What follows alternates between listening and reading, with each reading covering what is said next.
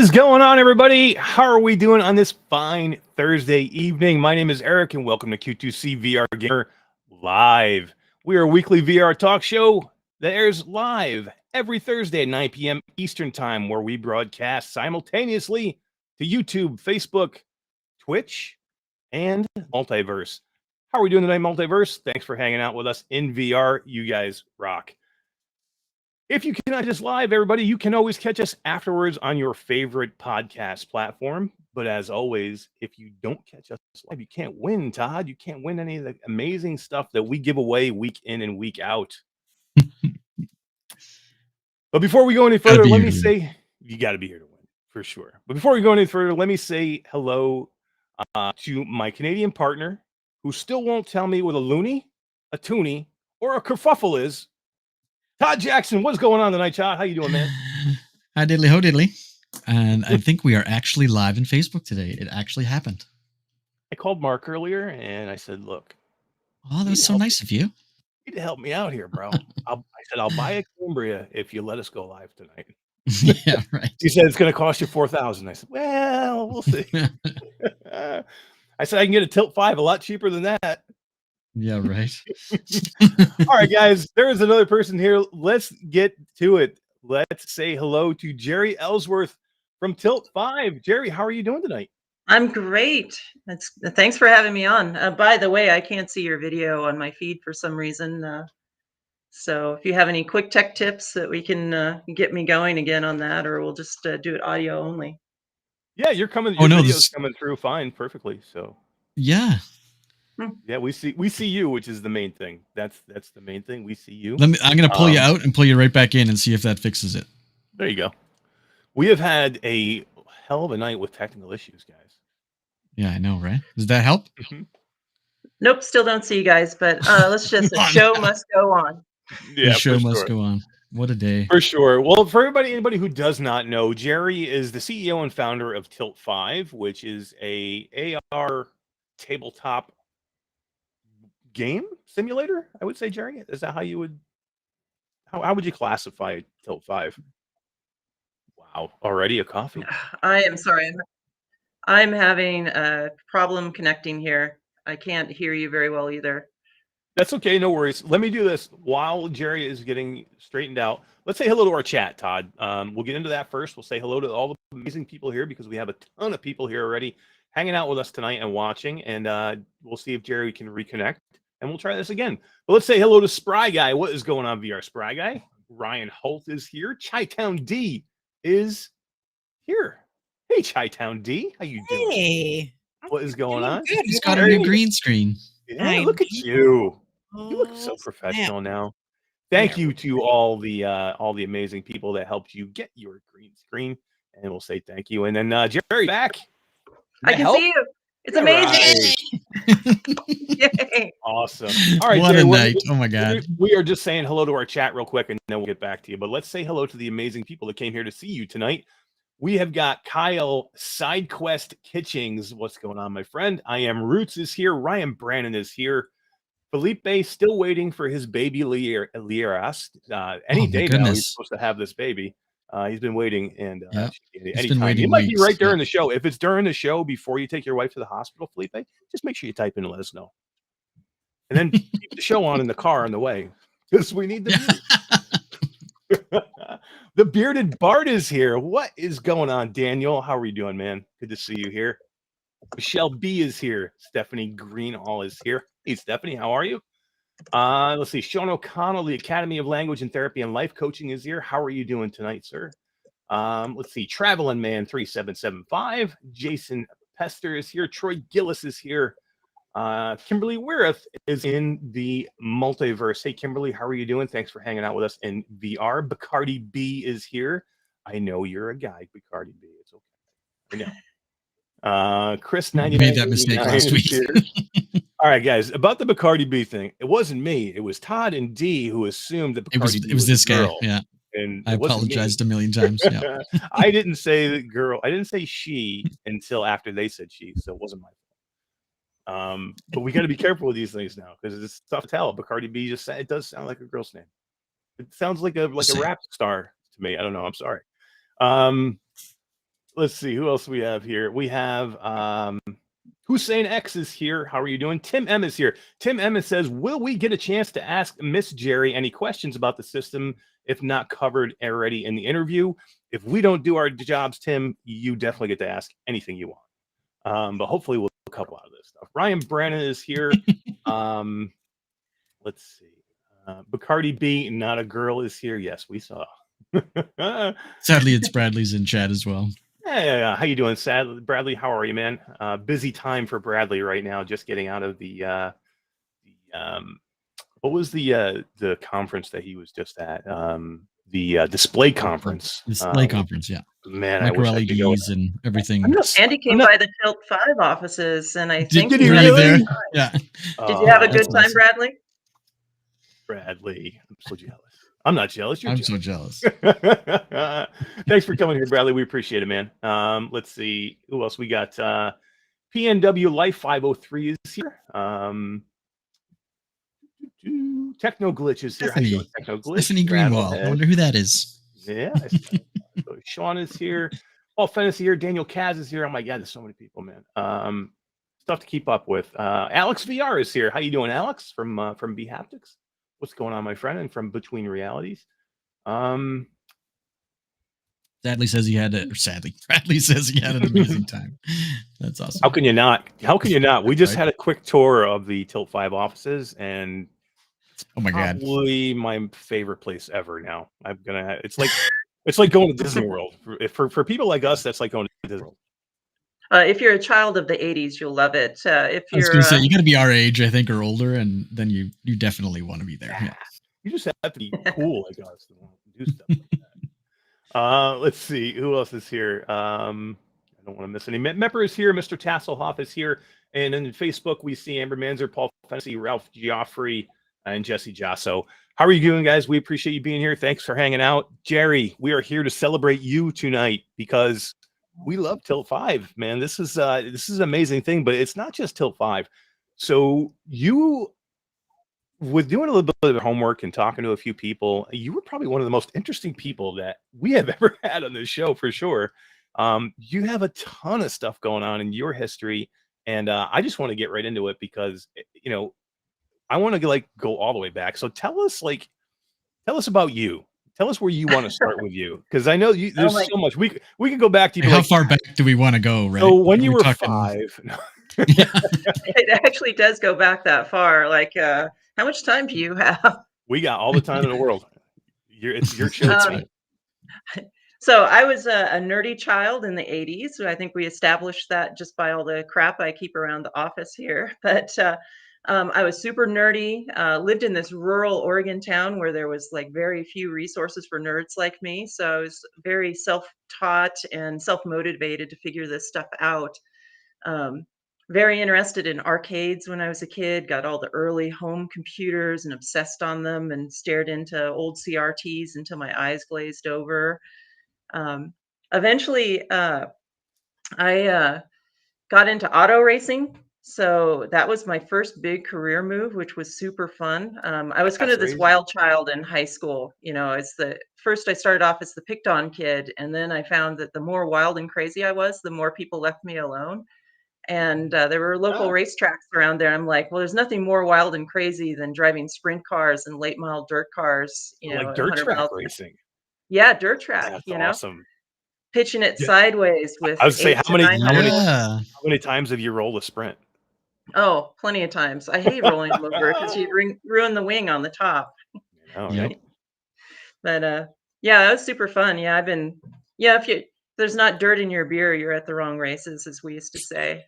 Hell yeah. That was pretty cool. I was sponsored by British Petroleum eventually, and I was quite accomplished, and I was making so much money, I ended up dropping out of high school. And I've never gone back to get my high school diploma or a college degree, which I don't know. It made things a little more difficult later in life, but a little more interesting, maybe.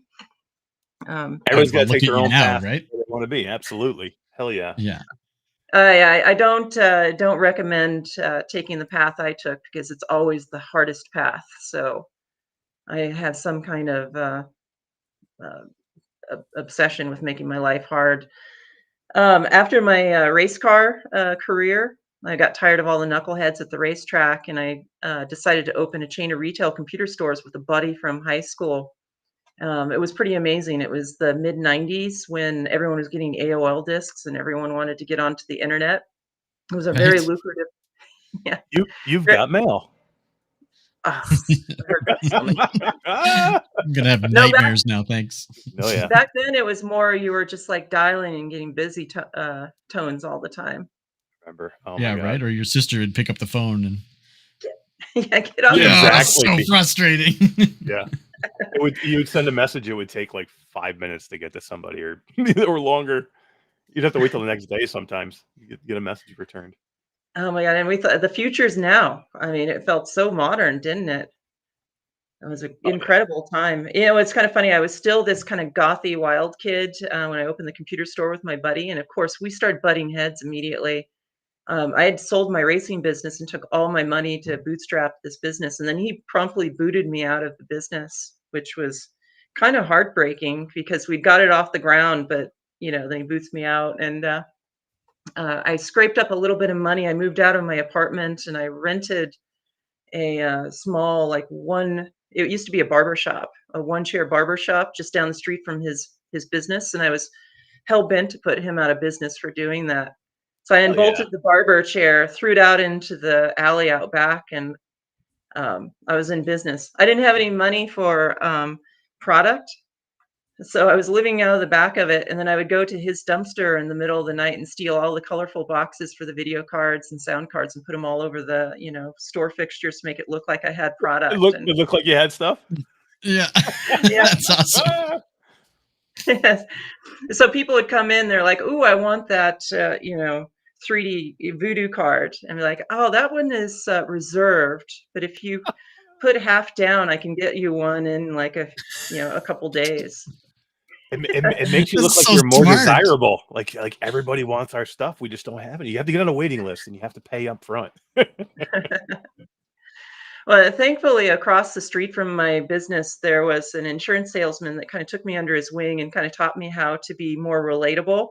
He's like, maybe you shouldn't wear super dark eyeliner all the time, and maybe you shouldn't swear every other word when you talk to customers. You need to kind of more act the part of a professional. And he was successful, so I was like, okay, yeah, I'll I admire you. I'll start to make those changes, and like lo and behold, the business started to take off. I didn't have to eat ramen noodles and live in the back of the store, and I was able to hire some people, and then we expanded, and eventually I had 5 stores, all up and down the I-5 in the mid '90s. It was an amazing time. We also had a network gaming center back before there was broadband. So one of I our remember stores. taking your computer to your buddy's Oh, house or to one of those community places. Oh I used to yeah. pack the trunk of my car with my 21-inch CRT because it was massive and Trinitron, all your right? gear. Oh, Trinitron for sure. Oh my Yeah. God. Yeah. Oh my God. So many Oh days having man, that gear around. it was a good time, man. It was fun. Yeah, it was really amazing playing some of those early network games like Revolt and Counter Strike, and Counter-Strike, yeah. we had set up right next to a college, so it was all like college kids, and I was super young too, and it was like a kind of a big party all the time. Um, but then in 2000, like the whole computer store market imploded. Y2K. Do you Yeah, remember right. that? Oh, Yep. I So do. Oh yeah. I mean, things were going like gangbusters. We were making money hand over fist just leading up to Y2K because everyone was afraid that their computers were going to explode, at midnight. And so everyone was upgrading. And then, like, the day after, like, no sales. Yep. And I was a salesman at that time as well. I totally remember all of this. That's amazing. Yeah. oh my gosh. And at the same time, there was Gateway computers and e-machines coming out with like these $200 PCs. And so when I started my business like 5 years prior, we could make like 500 bucks on a machine, and we could support it and do all these things. And now our margins were like 20 bucks, and we were hoping to sell them like a $19 printer cable to go along with their system, anything that had margin on it. And Amazing. So yeah, we started hemorrhaging money like crazy. We were trying all kinds of things to keep the business afloat. It was interesting. It was my first experience being an entrepreneur and having kind of extreme level of transparency with people that I work with. So I was like very transparent, like, hey, we're not going to make payroll in a couple months if we don't figure something out. So like, if some of you need to go find a more secure job, this is the time. And then for those of you that want to try to figure out how to make this business viable, let's try some things. And we did everything. We were doing network installs, we were doing satellite dishes and cell phones, and all of these little things that we added to the business kind of gave us little tiny blips, but not enough to like make the business profitable and like it was back in the good old days. So eventually, in around 2000, mid 2000, I was like, I just can't keep doing this anymore. So I went to all the managers of the store and said, like, okay, here's the deal. I'm going to give you the store if you want it, and if you can ever like turn a profit and pay me for the inventory, that's great. If not, whatever, they're yours. And so Wow. out of the five stores, we shut down 2 of them because no one wanted to run them, and 3 people, gave it a go. And what was amazing is we had one store in Canby, Oregon, and I drove past it like a year or 2 ago, and I wonder, and I go by, and there it is. The store's still running. I could not No believe way. it. I walked inside and I looked around and I didn't recognize anyone. So I just kind of like perused, and I actually, it just came right back to me after like 20 years or something. I just went up and started facing the shelves and straightening things up. And then Yeah, I right. right. They're like, lady, what are you doing?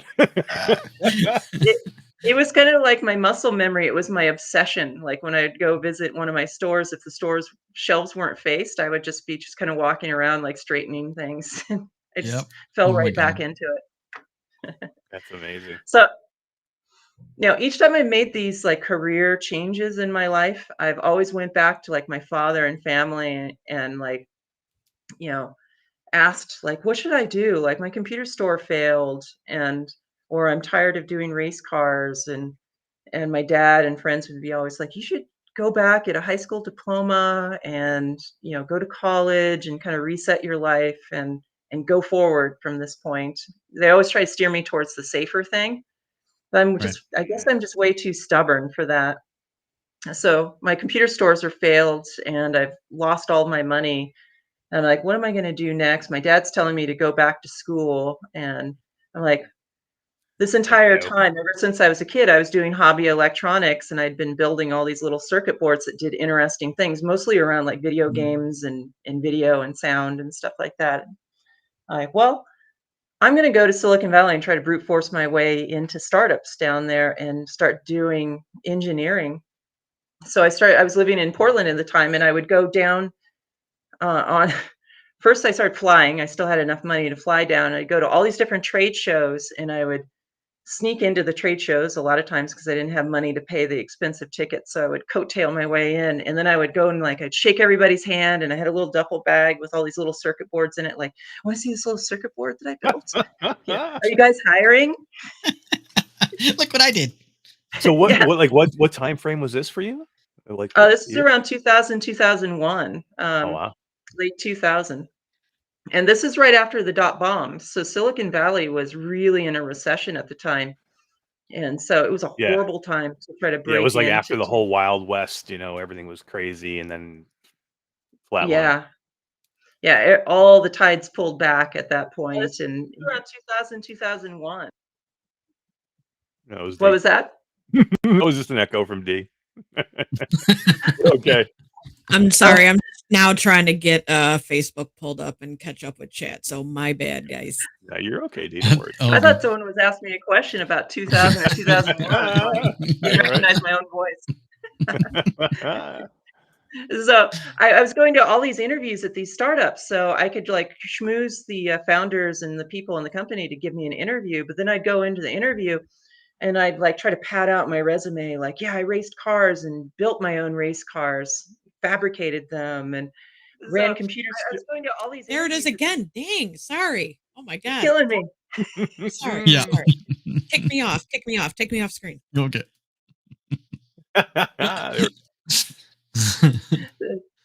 And so You're funny. I'd get into these interviews and they'd be like, "Oh, it's fascinating. You built race cars and stuff like that." And they're like, "But where'd you go to college?" And I'm like, "I didn't." And they're like, they'd cut me off. I'd get like 1 or 2 interviews into each one of these interview panels, and then they would kick me out the door. Like, "We're not hiring anyone that didn't go to school." And this was going on and on and on. And eventually I burned up all my money. I couldn't fly down anymore. So I was taking the Greyhound bus Oh down boy. Oh to, my. yeah, it was crazy. You do not want to be on a Greyhound bus if Mm. you're kind of young and and a Yeah, right. female. Yeah, right. So, but then eventually I got a break.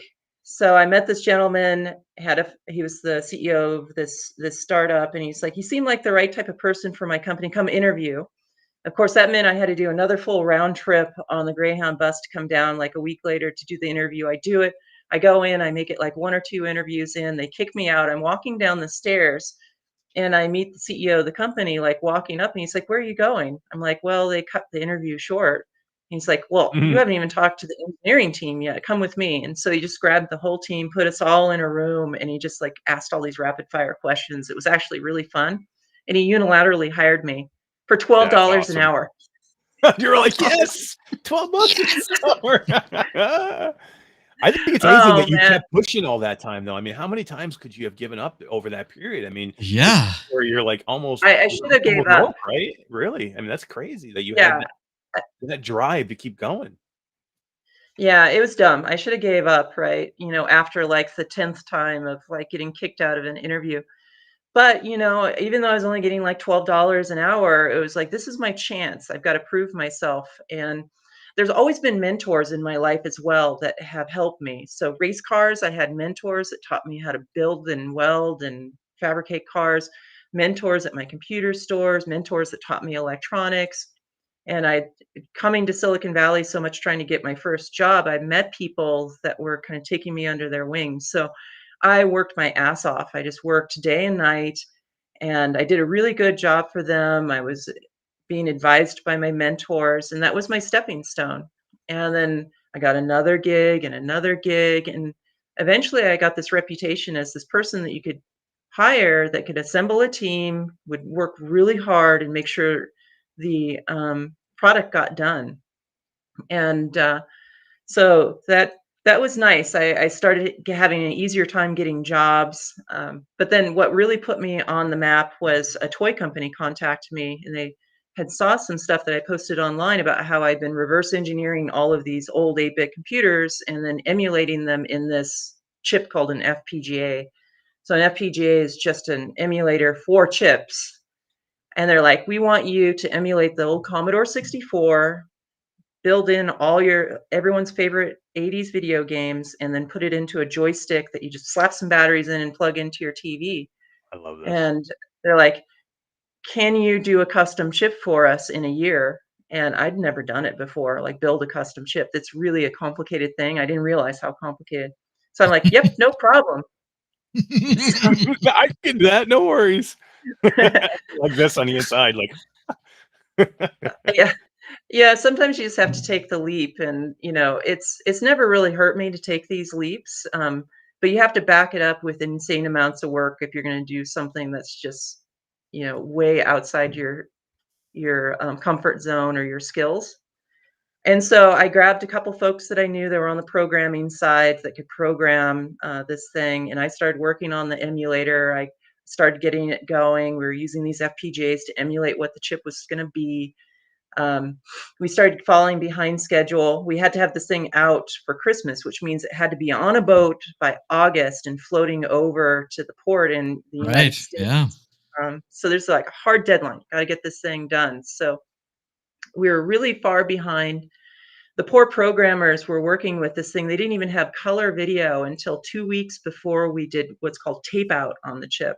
That's where you send it to the foundry and they tape it out and make mhm. all the masks for the layers. So we were coming in hot. And so the toy company's getting super nervous that we're not going to be able to ship this thing in time. And they'd already sold hundreds of thousands of these things.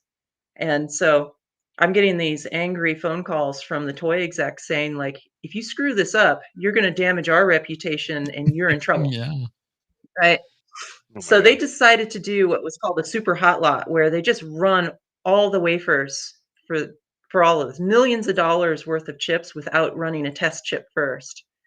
And so they did that, and then they You're like shipped everything this. off. Oh, Hopefully it works. it was frightening. Like, so they ship it off to China, and then like a few days later, I get this angry call from the CEO of this company. He is just swearing and yelling. It did not work. The chip didn't work. Oh my God. He's like, "You are getting on a plane going to China tomorrow." And at this point in my life, I didn't even have a passport. And I'm like, I don't even have a passport. And he's like, well, then you're going to San Francisco and you're getting a same day passport and you're getting on a fucking flight to China and you're going to Wow, fix hey? this thing. Holy crap. And so I'm thinking to myself, like, maybe I should run to Mexico and hide from this guy. Like, I've just cost him millions of dollars, or, you know, so he can off me in China if I don't, Yeah, if right. I can't fix this thing. Anyway, a few days later, we figured it out and how to get me to China. We go over there. I go to the factory and they have one of the prototypes there and they open it up and they show me. And the Chinese factory had decided to cost reduce the design without consulting me. So they had like removed all these components and I'm like, what is this? No And way. so one of my mentors back when I was a kid, a ham radio operator, he's like, whenever you have a malfunctioning circuit, always put your finger on it. That's the first thing you should always do because it can inject noise and can tell you something about it. And sorry about that. My motion sensor went off. Yeah. Technical difficulties today. It's incredible. There we are. Right? Get them all the way now. That's all. Yeah. Well, Sorry, I'm making this story really long. Anyway, it worked when That's I poked it with my fascinating. So, finger. yeah, Yeah. I'm loving every minute of it. It worked. So I didn't have to run to Mexico and I didn't get chopped up into bits and injection molded into the next toy. So that was good. The But there Jeri was Ellsworth toy. But there was another hitch with it. So like this group of this team we put together, we were all passionate about 8-bit games. And so the programmers added extra games to it. And then I put instructions on how to take the toy apart and hook up keyboards to it and how you could download your own games into it. So when I was over at the factory hanging out there as they were doing these changes to fix it, I wiggled the joystick and dropped into the secret menu. And one of the engineers from the toy company was there and saw this. And they're like, what is that? Like, oh yeah, we just added a few things to it. So there was like pictures of us drinking beer with a famous programmer. And Oh my there God. was Little There was Easter a- eggs hidden inside. yeah, there's Easter eggs. But I was so new to the toy industry, I didn't understand how things work. But you know, there's age ratings on these things. One of the games Right. so one of the games is like a guy jumping off of a cliff and you have to do this twirl and you have to land perfectly on the rocks below and splat your head into the rocks below. Oh my God. So anyway, this gets back to this CEO again. And by the time I'm back to the United States, he's calling me up again. He's like, you're done in the business. He's Wow. mad. He's swearing again. Ah. And then he informs me like that we're going to fuck up the age rating and I'm not to say anything about this. And like, maybe Wow. no one will notice. And I'm like, so the guy I was dating at the time, he was like a web wizard and we were just talking and I'm like, well, I'm done in the toy industry. And he's like, well, why don't you just let the world know about these awesome Easter eggs why not? And I'm like, Yeah. okay, yeah, fuck it. Let's do it. And so he made a fake blog and backdated everything, made it look like it was a blogger from this operator that worked at the factory that liked to hack toys and like pulled in all this No media. way. That's so smart. Yeah. And then he made this blog post and the final one is like, hey, I'm working on this really cool toy. And it gave really detailed instructions on how to hack the thing and get into all the Easter eggs. No And way. then he managed to get it on the front of Slashdot, which was huge at the time. I knew nothing about viral at the time. And so like 3 or 4 days before this thing goes live, and they were selling it through the home shopping network, QVC, Yeah. Oh yeah. domestically here in the United States. So anyway, Slashdot's going crazy, and it just had this like kind of magic to it. And anyway, again, I'm getting like messages from this toy exec, like, I know you're behind this. Oh, really? F you. No. I'm gonna sue you. And I'm like, oh man, I may have really screwed up. Like, but anyway, they ended up like when it went live, they sold out their inventory at QVC in like 1 week. That was like they had 75,000 of them went Yeah. like instantly, and then people were like trying to figure out what other outlets it was going to so they could get them. And what was kind of funny is I didn't realize on these like QVC channels, like those numbers that are moving on Yeah, there, tick I the always thought box. those were fake. They're not. They're real. You actually get live numbers, and even they were mad at me, but they had forgotten to take me off of the email thread where they were talking about the sales of this particular product. So I'm watching this thing in real time, like the first hour, like 6,000 sold. It went live at like midnight, like 6,000 sold at midnight, and like It just just going like exploded. crazy. And then by the morning, I'm seeing this thread of the execs talking about like, what the F is going on? Like, how are they selling so many in the middle of the night? And Yeah, right. The thread should have been, how do we get Jeri back? Yeah. and then there was like this whole like discussion going back and forth. Like QVC is now calling us asking what the hell is going on, because 50% of these things are going, worldwide, and they're not promoting them worldwide, and they're completely baffled. And they're like, well, we think it's on Because this geeks web. like me are up at 1 o'clock in the morning and we're buying this crap constantly. Yeah. Yeah, it was really cool. And then after that, this toy exec who called me kiddo all the time, I get this like nice call from him. Hey, kiddo, good Yeah, job right. on that. And always forgiven. Oh, A yeah. 180, right? Wow.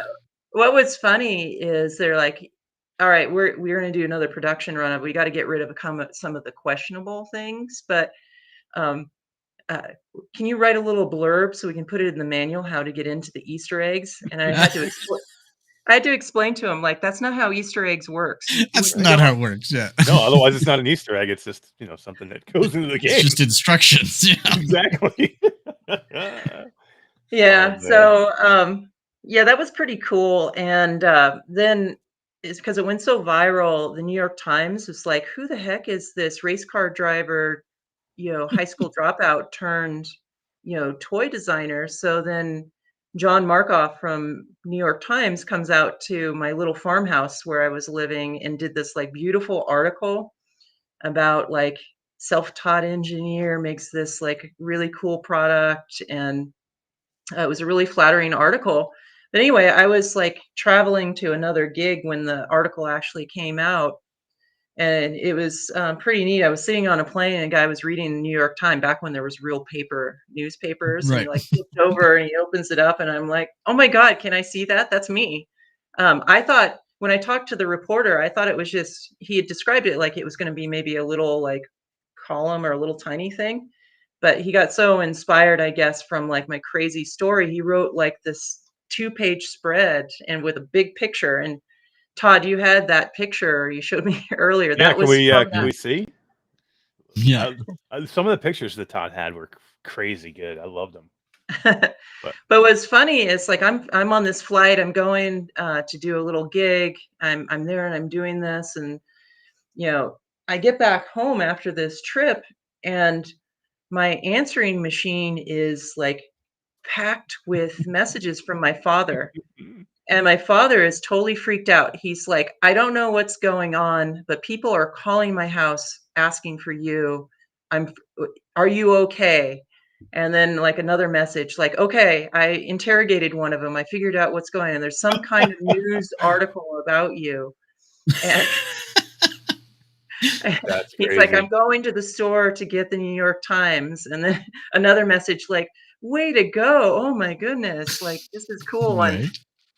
So this was the picture from the New York Times. That is crazy. I love everything in this picture, by the way. Yeah, right. I know for a fact I had that keyboard. I had that. I did mouse. too, for sure. Yeah. Right next to it is the prototype that I used to emulate. Yeah, right here. Yep, and the circuit board to the left. There's a Commodore keyboard there that I probably Oh had yeah. plugged into it. That's down below, and off to Down left is here, a yeah. pinball machine, of course. Oh, D And pinball machine. Yeah, right there. That's right. yep, yep, yep. And that was Old compact laptop. Yeah. Funny. oh man, that takes me way back. That laptop Right. probably weighs about 12 pounds. Yeah, right. Carry that thing on your back like it. So that was really crazy. So that threw gasoline on the fire for this product too. So then it starts selling even more. And then that put me for the first time kind of on the internet, which really freaked me out because people were trying to find me and it wasn't very easy to find me. So they're calling my dad. They're trying to, social media, what really wasn't a thing back then. So they're trying to reach me any way possible. And lots of creepers, all kinds of stuff. Um, very wild. Opened you up to a whole new world. Yeah, but then that really was a launch pad for my career. I did a half dozen toys. Nothing as viral as that. One of my most successful toys, like most people don't even know, I did like Brat's laptop, which probably sold 10 wow. million of those things. Kind of a wretched toy overall because it was not very educational, but sold well. Hey, 10 million units. Yeah, You can't yeah. argue with the numbers. But it was really cool working in the toy industry. I started to learn about making products that are for more of a mass market, and there were some really cool events that happened. So in the toy industry, if you can come up with a product and pitch it to the toy execs and they choose it, it can be very lucrative for you because you get back-end royalties off of it. So there's pitch sessions once a year. And so it's a big deal. And so I was excited to do my first pitch. I made this nerd toy. It had displays, had lights and sound and buttons. Like the three of us would love it. And we would probably be the only three people in the world that would love it. So Yeah, right. I go in and, pitch it to these toy executives, and they were so harsh on me. I was almost in tears as they were like criticizing it, and they booted me out of the boardroom. And like afterwards, I'm moping around the hall, like, "Oh, so mean to me."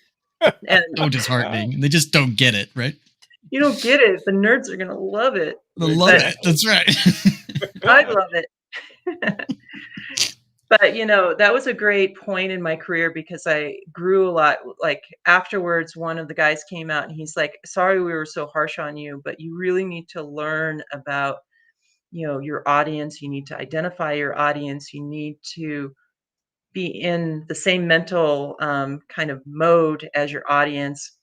He's like, "So next year when you come pitch something, before you even design the thing, if you're targeting a 12-year-old boy, get a bunch of GI Joes and Legos, sit cross-legged on the floor and pretend you're 12-year-old and really get in that mindset, then design your toy and come back and pitch. And you better be prepared to talk about the value proposition of this particular toy, you know, how you're going to create a box for it. So when you walk up to it in Toys R Us and in 5 seconds, that 12-year-old boy is going to know exactly what the experience is like. That's what we expect from you and nothing less. And I'd never thought about things that way before, and that stuck with me. Also, some other things they taught is, this one gentleman, Frank, he's a lovely guy, but also a little blunt at times, but he would teach me these little lessons. He's like, "I will sell a fucking stick with a gooey glob of crap on the end of it if that's going to sell well. It's like, I don't give a crap. It doesn't have to have a piece of electronics in it.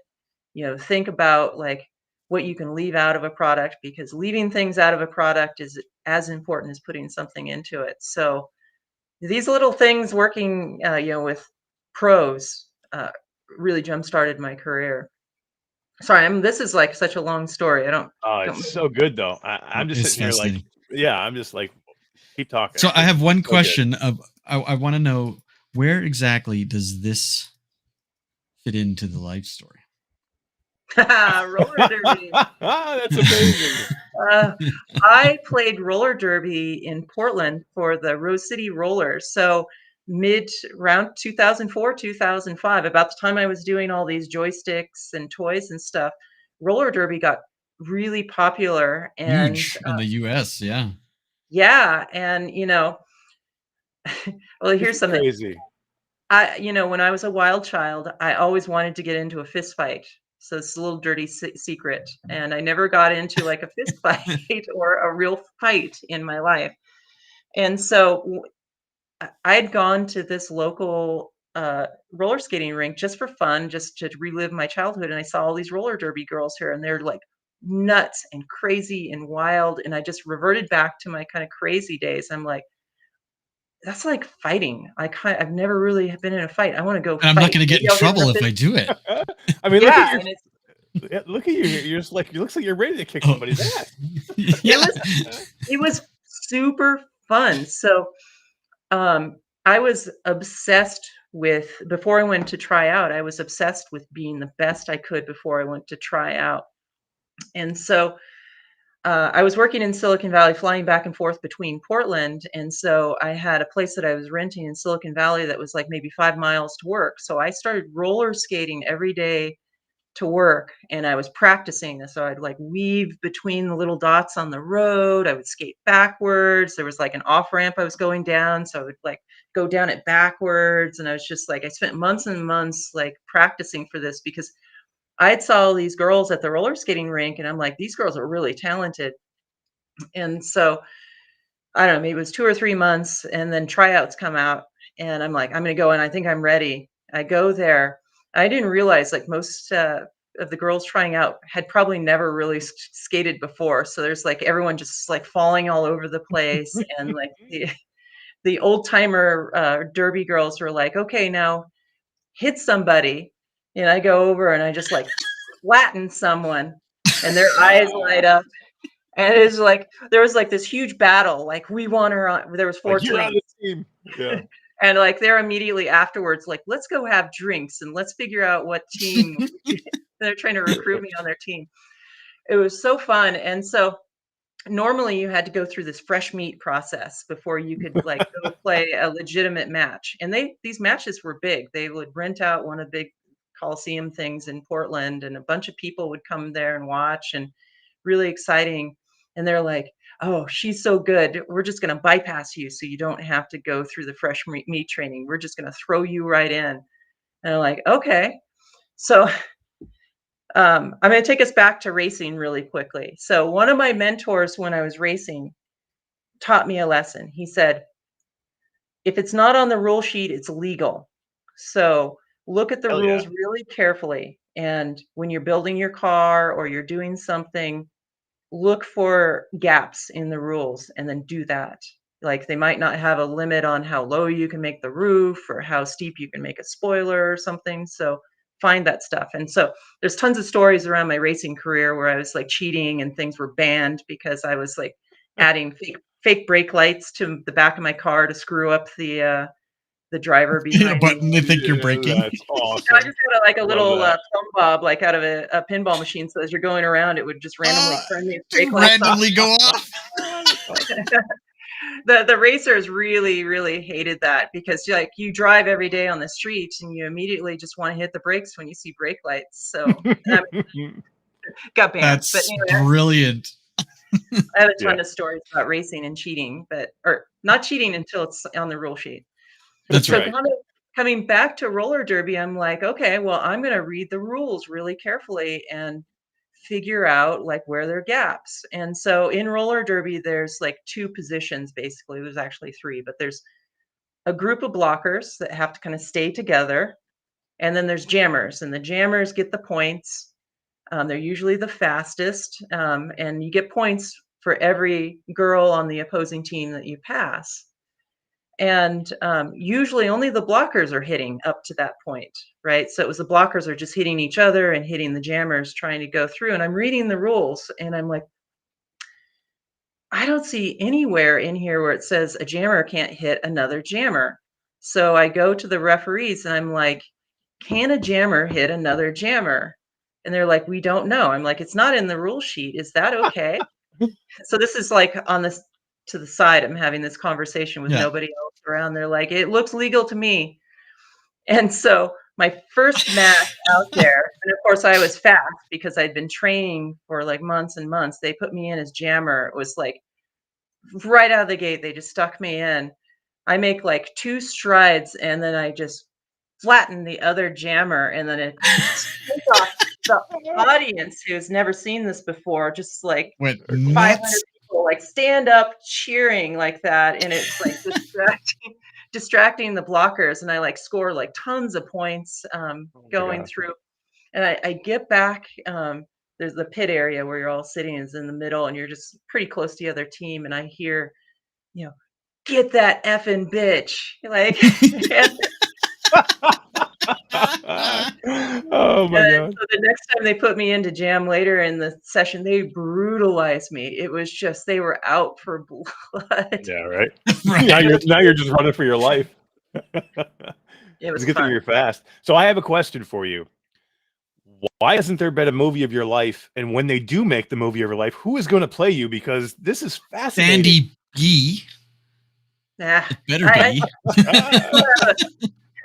I still have a lot of things to do. Like, we can do a movie when I'm 90 and on my deathbed. Hopefully there's some more cool things I can do between now and then. It would have to be a mini For series. sure, right? Yeah, right. It'd be a 10-hour movie.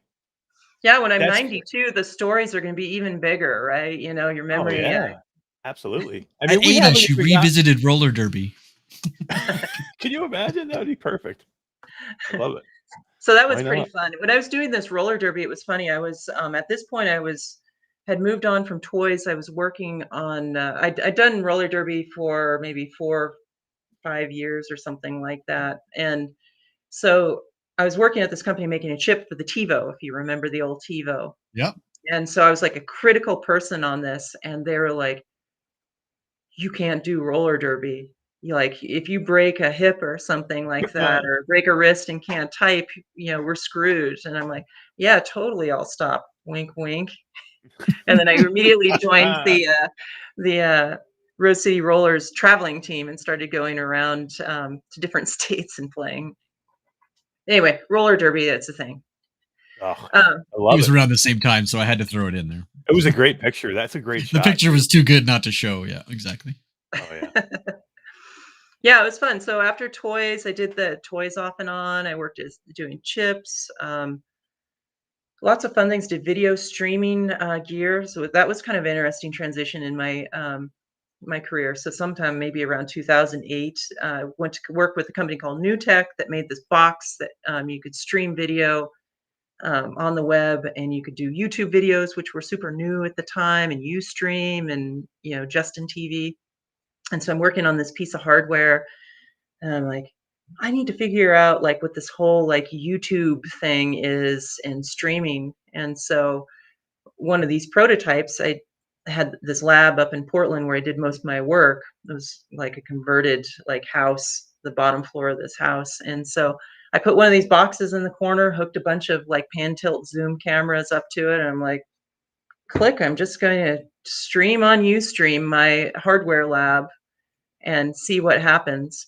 And then it was super early. I felt kind of weird doing it because there weren't too many like live streamers that just kind of streamed their life. So I'm just doing this, and all of a sudden I started collecting a lot of interesting folks that were just kind of hanging out and like chatting with me, text chat. And then one of the guys like, I'm going to make a speech synthesis for your live stream, and so we can talk to you. So I had this robotic voice that people could customize talking to me, and it was Wow. super early. And it was really interesting having like a few hundred people hanging out with me day in and day out as I'm just doing engineering. And the system around my lab got more and more advanced. They could control these cameras. We had a fish tank where they could drop little pellets in for the fish. And then we added a video screen cool. to it so they could play YouTube videos to this beta fish and make it mad. And I love it. Awesome. We need that. Yeah, we need that for sure. And that also launched my kind of YouTube career, which was kind of fun because I had all these mentors that helped me out, that just gave their time to me in just exchange for my appreciation. So I'm like, Well, when I'm in the hardware lab, I'm just going to start recording something and put it on YouTube, explaining some kind of tough science problem or some engineering thing. So I start posting to YouTube and just whatever like tickled my fancy at that time, I would just do it. Sometimes I would put rocket fuel inside of a Furby and it'd be shooting flames out of its mouth. Or another time, I make a guitar out of an old Commodore 64 and run the frequency coming out of the strings through the original sound chip. I got all this equipment to make my own chips at home. Sometimes it was just pure art projects. And so I started to get this reputation as kind of this like maker person. And that's where Valve Software comes in. I know it's taken a long time to get to this point, but folks at Valve Software discovered my YouTube channel and they're like, wow, she's kind of perfect to run our hardware lab that we want to make. And so I started getting all of these social media posts to me from various folks at Valve Software. And I'm like, who the heck are these Valve people and why are they wanting me to come work with the software company? It's crazy. So I'm in general just ignoring like this inbound from these crazy Valve people. And so I'm collecting pinball machines at the time and I go to pinball events and I would show up there and like these people would slink up to a pinball machine next to me like, you're Jeri, right? Oh Hey, my God. hey, we're from Valve, No what? way. They're We really stalking want you now. yeah, it was flattering, but also, they were pretty desperate to get a conversation with me. And that anyway, I was like, well, I don't think I want to, run a hardware lab inside a software company. And so they keep pestering me. They come to Maker Faire. They're showing up there talking to me. Finally, Gabe Newell, the founder of Valve, reaches out to me on social media and he says like, hey, I'm the big honcho around here. I want to fly down to Portland, take you out to lunch. I'm like, okay, I'll have lunch with you. And so he takes me out to lunch and I'm still like, I just don't think I want to do this. He's like, please just come up to Seattle. It's not an interview. I just want you to see what we're doing and just hang out with the team for like half an afternoon. I'm like, okay, I'll do that. So like the next week I jump on a plane, go up to Seattle, get there. Total lie. It was a total interview. Oh, They yeah. stick me in this No room. way. Yeah. So he put me in this room with, I don't know, maybe 10 people there. And it was super fun. It was another kind of like, almost like my first like big break in the electronics industry. Is all these people and there's all these rapid fire questions. Like, you're going to make a game controller. What would you do? I'd be like, oh, I just go to Tainan and Shenzhen and we would just build it there. And he's like, oh yeah. And all these questions. And then he must've done some kind of no signal and like most of the room like left. And This then was he's like, Gaben? Gaben did that? yeah. I love it. Love it. And he's like, come with me. And then so he's like walking me around some areas in Valve and he takes me to the 4th floor and he's like, this whole floor is yours. This is yours. You have an unlimited budget. Hire all the best people, all your friends, bring them in here. This is what I want you to do. He says, video game players are in silos. You have hardcore gamers, you have casual gamers, and very few of them cross in the middle and play. And then there's this huge opportunity of people that just don't play games. And my vision is we're going to find a system that brings the whole family together to play games. And I'm like, I don't know, I'll think about it. And he's like, stay the night. And I'm like, I didn't bring any clothes or anything. He's like, well, I'll get the office manager to help you out. And so so the office manager takes me to the swag room and gives me swag Oh, like, nice. They put you in Valve clothes. God, we don't have a swag room, bro. Holy We need a hard swag sell, room. that man. yeah. So they gave me like a Left 4 Dead shirt or something like that, a Valve shirt. And then they take me out and like, oh, we'll buy you some underwear and deodorant and toothpaste and everything. And so they like go buy me some clothes and pants and stuff and stick me in like one of the fanciest hotels around. And then they brought me back the next day and like now I'm all dressed in Valve gear and I'm like, I guess I'll do it. Yeah, at that point, he pretty much had you, right? He's got you all in Valve stuff, and you're like, yeah. It was smart. They heaped on a lot of praise and then let me sleep on it overnight. And then the full frontal attack started again the next day. But I was in the middle of a gig. Like I was working on a project and I'm like, I got to finish this project. It's probably going to take me a few months. And they're like, maybe we can just buy you out. Like, is there a dollar figure that we can pay that company to get you out of there? And I'm like, that's weird. I'm like, no, I'm not going to do that. That's weird. Yeah. Like, I mean, they're So sitting on a money fountain, so like Yeah. they probably do Yeah. think like there's probably a dollar figure that could somehow like make this work. It's Valve. Again, it's super flattering. Never really experienced anything prior to that in my life. So timeline wise, this is like 2010, 2011? Yeah, around then I'd have to go back and, reverse engineer when I actually started working there. I was trying to do that with a blogger recently. We were looking at there's a bunch of like private videos that because I was still going back and forth between Portland and Seattle in the early days, and doing this other project. I was building prototypes and I'd YouTube video them and then send them to the team up in Seattle, which is a treasure trove. Someday, like when Valve's not going to sue me, I'll have to release all of these crazy videos of stuff we were working on. But we put together a dream team. It was amazing. I brought in some of the best like product people and maker people, and we could pay anything to convince them to come in. Like there was plenty of money. We had some of the biggest people in the industry like Ben Krasnow and Alan Yates and Monty Goodson, and we got all these people. We're bringing them in from Australia and putting them in the hardware lab, and we spent a few years just pure research, like how do we make games more fun. We did things. We had electrodes hooked to people's heads and feeding that back into the director of Left 4 Dead to control when zombies come out. We were reading people's pupil dilations to read their emotions. Wow. And we were building all kinds of crazy game controllers. Like, is the Xbox controller really the ultimate game controller? Let's try a bunch of things. And we're doing VR and AR. We had these like military grade VR systems. We were hooking them up to medical tracking devices like the doctors use that are super high speed. Just like, what if we just threw hundreds of thousands of dollars at this? How good could it be in a few years if like everything was perfect? And that was really, really cool. Was Abrash still there? Yeah, Abrash was there. Actually, Abrash was still there, yeah. When I started, Abrash was up helping Dota 2. And Right. then we got the hardware lab up and going. What's kind of interesting is Valve is a strange place. They have no managers. Right. When you start, they say, always do the best thing for the customer and do the right thing for the company. That's kind of the guidance. It's like super open-ended, right? Right. And you have no managers, and projects live and die by how well you can promote them and attract talent within the company to Wow. work on the product.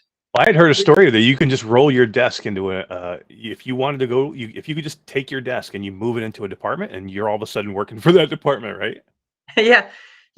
That's, but there's some nuances to that too. So first of all, the rolling desks are cool when used right. You can be super productive. Like a programmer can roll up to an artist and they can work intensely for like a few weeks on some kind of piece of tech, and then it gets deployed to a game. But the thing is, there's also an obsession in the company, or at least when I was there, of reconfiguring the cabals. So there's cabals, so different groups will convene on these cabals and like be in these different kind of big mosh pit rooms. But there's always like reconfiguring. So you'd lose like half an afternoon because someone's like, I want to, like, we need to redo the room. And so people are rolling their desks everywhere in total chaos. There was a moment that's kind of a fun story. In the hardware lab, there was like one of these reconfiguring moments happening where, someone was very unhappy with the flow of the room. And so this person worked for like a week, probably blew, 40 hours coming up with a plan of where all the desks were going to go in the room. Oh my God. No wonder why it takes 12 years to make a Half-Life game. Yeah, exactly. I have some stories about that too. But so anyway, so the whole plan comes together and they start to like tell people where they're going to move their desk. And there's a group of us, like we're working on hardware. We have oscilloscopes and equipment and pieces of heavy gear sitting here around our desk. Like we don't want to move that stuff. So we get presented with the plan and we're like, we're not moving. So there's a whole group of us like, we're not moving. And so this person's getting more upset than goes back and reconfigures around all of us that are not moving. And then the day comes where they're going to like move like 30 people in the hardware lab all around. And they had made a mistake in their like sketch fab of like how big the desks were. So when they started to try to wedge these things in, they wouldn't wedge in between the walls Didn't correctly. fit. Complete like bedlam. And this person, like partway through it, because it became a free for all, people just started putting their desk wherever. They just like raged out of the lab, and we didn't see this person the rest of the day. It was on the floor in a fetal position, crying somewhere. And I'm sitting over at my desk going. Yeah, I actually have Yeah. some video of this too because it was so comical. I like turned my camcorder on and recorded this. Like, Nice. I love it. Oh God, Yeah. that could be love a whole movie.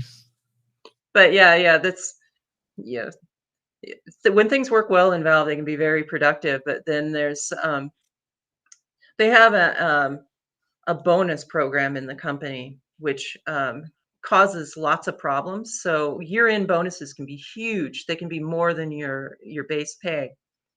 And so they do Wow. stack ranking. And so you are stack ranked amongst all your peers, and there's always got to be someone at the bottom, and you can't have a perfect score, and there's all these weird things around it, and it has to have all these outside parties in there helping to stack rank. So it can't be your peers just stack ranking you. And they always pulled me in on these stack ranking processes, and they were horrible. You would have somebody come in, you'd be like, Joe Blow is amazing. They solved all of these problems for me, works really hard here until 1 o'clock in the morning. They should be on the top of the stack ranking. Then you'd have some like rando that isn't even in your cabal, like, well, I heard by the water cooler that such and such like takes extra long weekends. Oh my God. And then you're in Yeah, this so it's fight just with a popularity contest and a yeah, that's and a terrible so it's way to like, give out bonuses. oh, it's horrible. And so it incentivizes people to do like the wrong thing all the time. So it's like you're in this fight over like, no, Joe Blow takes a long vacation every once in a while because they're working like 14 hours a day sometimes, right? Yeah. Yeah, I don't know. And Oh my God. but the way it incentivizes people, this all happens towards the end of the year. So you get around like, October, people know that if they make any moves from one group to another, now they're going into a fresh group that may not have seen all of their The like wonderful. unknown. Yeah. Can I provide enough value in like a couple months to get my big bonus? So I can't move and go help out this person in this other cabal. So you end up in this situation where for like a quarter of the year, you can't get anyone to move over and help you. It's just like you're begging, like, please, can you just come down for one day and write one piece of code for me? And they're like, sorry, no, I cannot do it. And it's all around this bonus program. And Ugh. so, Office and then, politics is everywhere. You can't get rid of it. yeah. And I Mhm. don't think there's any like perfect solution for bonuses, but like theirs is like really incentivizes people to do weird stuff. And also there's like people that keep their head really low in the company can like survive a long time in there. Mhm. But if you, like me, I'm like a product person. Like at this point, I'm like, I want to ship a product that's in 100 million homes, and like I have big ideas, and so that puts you put your neck on the line by talking that way. And if you are stealing resources from another person's project because you are pitching your idea and it's exciting and they're losing resources, now you have an enemy who is after you, like shit talking you all the time. And like these things happen all the time in that environment. And at one point Gabe sat right next to me. I'm like, hey Gabe, can we like go somewhere and talk about this? I'm like really frustrated with how Valve works. I need your guidance. So I go off and we go have lunch together, and I'm like, you know we're on to this AR thing. This is what you want. You want the whole family to come together, and augmented reality is the way to do it. It's relatable. Grandma can pick it up and extrude virtual clay with the grandkids. The grandkids can play like action games. You know, someone that loves puzzles can play puzzles, and they can do it together and not together. It's your dream, right? But I'm like getting all of this resistance in the company. And he's like, yep, that's the way Valve works. He's like, all the best projects in the company have been led by 2 or 3 people with arrows sticking out of their backs. Mm. Yeah. Who wants to do that though? I know. How long can you put up with that? Yeah, right. Yeah, and this same year, like Valve takes everyone out to these company vacations. They bring family and friends out to resorts like in Hawaii, and everyone converges there for a full week. Yep. And so that very same year, go to this Hawaii vacation, and Gabe Newell like, stand up, Jeri. I want to announce to the company, you were the most important hire in the company. And I'm like, oh, yay. Thank you, Gabe. Yeah, thanks. Right. So anyway, like 4 months later, I'm fired. Like, what? What? Yeah. Right? You're the most important thing we've Did done in that the year. put a giant target on your back by him saying that? Probably. Well, I don't Wha- know, but that's just like the disconnect. You could have like the founder of the company thinks you're the best thing since sliced bread, and then if you've made too many enemies, they're going to lobby Yeah. and say like, you're not a cultural fit. We need to get rid of all these people that aren't a cultural fit. So at this point, you brought up Abrash. So we are starting to converge on products we want to do, and so the hardware team's starting to splinter out into different groups of what we're going to do. I thought VR was super cool and compelling, but I didn't think it was mass market and lived up to our mission. So I was heading up like an AR group, and then there's some people working on game controllers. There's some people working on the Steam box, and so we're all like going into our own little areas. And at the same time, the Oculus folks and Carmack are coming through all the time and brain sucking us. And so 50% of the team is like, what the F are we doing? Why are we giving tracking technology to potential competitors?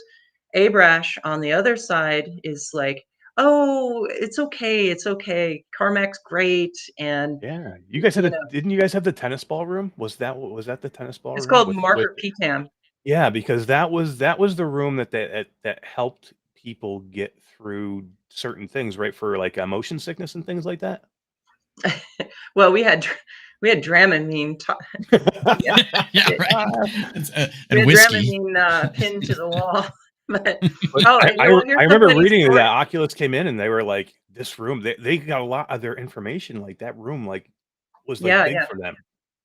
Yeah, so Abrash lobbied to put Marker PTAM room, this world scale tracking room, in their offices. And we were pissed. A bunch of us were pissed. Like, this is horrible. And then it's just the bickering is just going on in the hardware lab. And more enemies are being made. And so here's a fun Carmack story that I thought was really interesting. So whenever a VIP comes through, I was the one given the task of taking them through all of the demos. So I'd give them a little quick tour of Valve itself. Then we'd go through the hardware labs. Like, here's some augmented reality, like knock some blocks over, play whack-a-mole. All right, let's do VR. You can go get sick playing Left 4 Dead. Here's our prototype, game controllers, give it a shot. And it was like super popular. And then we'd end up at the pinball machines at the end as like grand finale. So Carmack comes through, and I designed all of the first motion controllers, all the first wands. And in fact, someday I got to build a wand like this. I got to find the prototype and put pictures up someday. It had a telescoping antenna that you could move in and out. So Cool. like an AR, if you want to touch something across the table, you go, and then you just reach out and touch it and go. Cool. That would be cool. But anyway, That's Carmack comes through, I give him the demos, and then I'm talking to him like, yeah, motion controllers, this is it. Like, he's like, no, I don't think so. People are going to want to sit on the couch and use Xbox controllers. I'm like, and we're having this argument, and I'm like, you just did the demos, and you were like giggling like schoolgirl over here. And you're telling me that that's a bad experience and that people are just going to sit there like a lump with a, so. Right. And it was funny. It's like when the Oculus GK1 or whatever came out, it came out with an Xbox controller, Yeah. and then like Yep. a week later, the HTC Vive came out with full room tracking. I'm like, Yeah. yeah. Yeah. I mean, really, the Vive and the Vive, the HTC Vive, that original one that worked with, that Steam worked or that Valve worked on was the better headset at the time. It was way better. Oh, light years ahead. I knew it was going to happen. So it's interesting. So boom, the big purge comes. AR team is out. We're rabble rousers. We're going against, Abrash. Abrash had a lot of clout. We pissed off some other teams in there. So boom, we're out. It's funny, but that's what he's working on at freaking Oculus or at Meta now, right? I mean, that's what I- he it went was- to Yeah. Meta is to work on AR. But he wouldn't even do VR because it made him motion sick. He's like, AR Right. is the future. So in a lot of ways, he agreed. But there was this thing going on. And so we're out. And then a matter of weeks later, he takes like half the hardware team, jumps over to Facebook, gets a huge payout. And then it was really nice. I got a message from one of the high ups at Valve, like, so sorry what happened to you. Now we see what's going on. And it's like, but I'd already He moved was on at selling that out point. from the get-go, right? Yeah. Yeah. So an interesting story about the day I got fired. This was a really interesting downsize. I've never seen anything like this before. It would never happen in any other company. So I show up to Valve. I'm heading towards the elevator, and one of the mechanical engineers just is storming out of the elevator, and he turns to me. He's like, "Did you hear what happened to Ed?" I'm like, "What's going on?" "They fired him today." And then he just like takes off, and I'm like, "Ed's my mechanical engineer. WTF?" Yeah. So I go up to the hardware lab and I'm like, "What's going on?" And everyone, it looks like someone threw a grenade in the middle of the room. People are like, "Oh." They're like, Oh "You're my getting God. fired today, Jeri." I'm like, Oh "What?" no. They knew before you did? They knew before you. Yeah. So everyone knew who was getting fired, and when I walked in the door, everyone was sitting there. Actually, Abrash story. There was everyone was getting fired, was sitting in the hardware lab like, oh, like that. And then there was a meeting going on that Abrash was leading with all the people that were staying. And then they filed in and everyone's just super awkward. And so we went and looked at our emails, and there was a scheduled time where you had to go and like get the news. So mine was like at 3 or 4 in the afternoon. So I'm like, here it's 10 o'clock in the morning. I'm sitting there. I have to sit there and like say goodbye 1,000 times. Like, people from like programming teams coming down like, "I can't believe you're getting fired, Jeri. You brought such a cool like vibe to the company, and you such cool things you're working on." And I'm like, "I know." You were the most important hire 4 months ago. Yeah, I know, 4 months ago. So a bunch of us like that were and weren't going to get fired like went out and drank a bunch at lunch, Oh, and that's a good idea. just Get shit-faced for bizarre. We free. come back and I'm like, I'm pep talking myself. I'm like, I knew Valve has this rule, which is really interesting. I kind of like it. So it's really hard to get hired by Valve. So um, a lot of times you bring someone through the full interview process, and at the end, there's going to be a lot of debate. Like, well, I don't think this person's a cultural fit, or a bunch of silly things why they're not going to hire them. Cultural fit was the number one thing they were always saying. And you always had one token you could throw in and say, like, I think they are. I'll take a piece of rope and I'll hang myself with it. So I'm going to veto that judgment, and it's my responsibility. And if at any point you have to let someone go, the rule is the person put your neck on the line, has to tell them. So anyway, so it was my time to go up, and here's Gabe with an HR person and a lawyer or something. Oh boy. And I walk in and I'm pep talking myself like I'm gonna roller derby his ass or something. That's right. That'd have been great if you just went in and hammered him. So I walk in the door and I don't know, I said something like, so this is it? I'm trying to be super aggressive, and within seconds I'm like weeping and in tears. I can't believe it. Oh no. You're killing my project. This is exactly what you wanted. And he like tries to cheer me up. He's like, "I'm always going to be a fan of you, Jeri," and yada yada yada. Oh my God. but we have to let you go because people say you're abrasive and can't work with you. And like, what does that mean? He's like, I don't know. That's just it's what the word came down. And, nice knowing you. And so I turn around and start walking to the door. And then I just say, like, you should just sell me that technology I developed, which is ultimately what the Tilt 5 technology is. And he's like, okay. I'm like, really? He's like, Really? yeah, we'll figure it out. And so I run around down to the hardware lab and I start grabbing people that are still around from the AR team. And I'm like, Gabe's going to sell me the technology. Do you want to do this? And so I started grabbing people on the team. Building and a team instantly. Yeah. I Yeah, mean, and- that just does that normally happen where you're able to just buy it? Would it be like, yeah, go ahead and take it? I mean, why wouldn't they just sit No on way. it at that point? That's No. crazy, right? That blows Most my companies mind. would just squash it and just like Yeah. Just sit on it. Yeah. Like, why would they ever give it a chance for somebody to take it and do something with it like you have done? Like, why? You know what I mean? Like, it's not like Valve needs the money.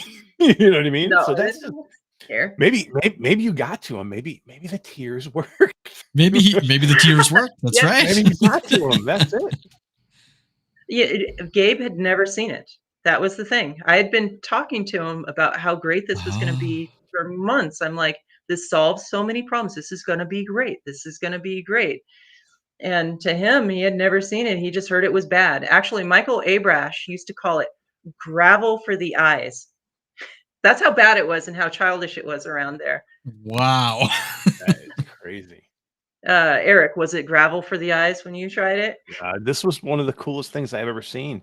Like I told Todd, it's like, and Todd's like, yeah, I've seen video. It looks great. The video doesn't do any justice at all. Once you put these things on your head, it's like, it's one of the most crazy experiences I've ever had. And I walked out of GDC and I said, this is the best thing I've seen between CES and GDC. Aw. It's that I've good. worked on it It's a that long good. time. That makes me really happy. You deserved it. And if Gabe had put it on his head, number one, you probably wouldn't have got fired. But number two, he definitely wouldn't have sold it to you. He definitely wouldn't have sold Yeah. it. So Exactly. Gaben, that's a bad move. We're in a better off position. Actually, so kind of a story about Gabe. A few years ago, he came out and, which is really ironic because there's some stories about how I dragged Valve through the mud afterwards. But we'll go back to that. But Gabe came out. He should hate my guts entirely. But he comes out and like, hey, let's catch. I wrote to him because we're trying to raise money. Hey, come out. Let's talk. And so, and we've raised some money from some other like Valve executives too. So like we started to get more of an in of getting money out of Valve for stuff. But anyway, he comes out, he tries it for the first time and he's doing some hand tracking demos and he's like playing around with the wand and he turns to me and he's like, Jeri, this is what you were talking about a few years ago. It's real. Like I've never had kind of this presence where, I really felt like I could reach in and touch something. I'm like, yep. Boom. Yeah, right. What a great moment for you, right? Yeah, exactly. But yeah, anyway, going back to the Valve story. So the HR department wants me to sign this exit agreement where it's saying like all these things, like you can never talk about your time at Valve and, here's some money, in exchange for that. And the problem is they let us sit around in the room as people are getting fired. I'm hearing what people's exit packages are like, and some of them are really big. And so I go up there and here's this exit package. It was okay, but I'm like, I'm not signing this. But it's money. You should sign. I'm like, I'm not signing this. And I just like walk out. Awesome. And at the same time as I walked out, like I'd brought my pinball machines and put them all over Valve. And I'm like, fuck you guys. You can't play my pinball. There were like people playing pinball on my machines. I'm like, sorry, pinball machines are off. Get out of here. And so Yes. I folded down all the head boxes so nobody could play pinball anymore on my machines. And then I just took one picture and then tweeted it out and like got fired today. Oh my God. And then boom, like all people are like big layoffs at Valve and people are figuring it out. And then the press is like talking to me. I'm like, yeah, I'll tell you what Valve's like. Here, it's like junior high I didn't school sign nothing, playground. so yeah.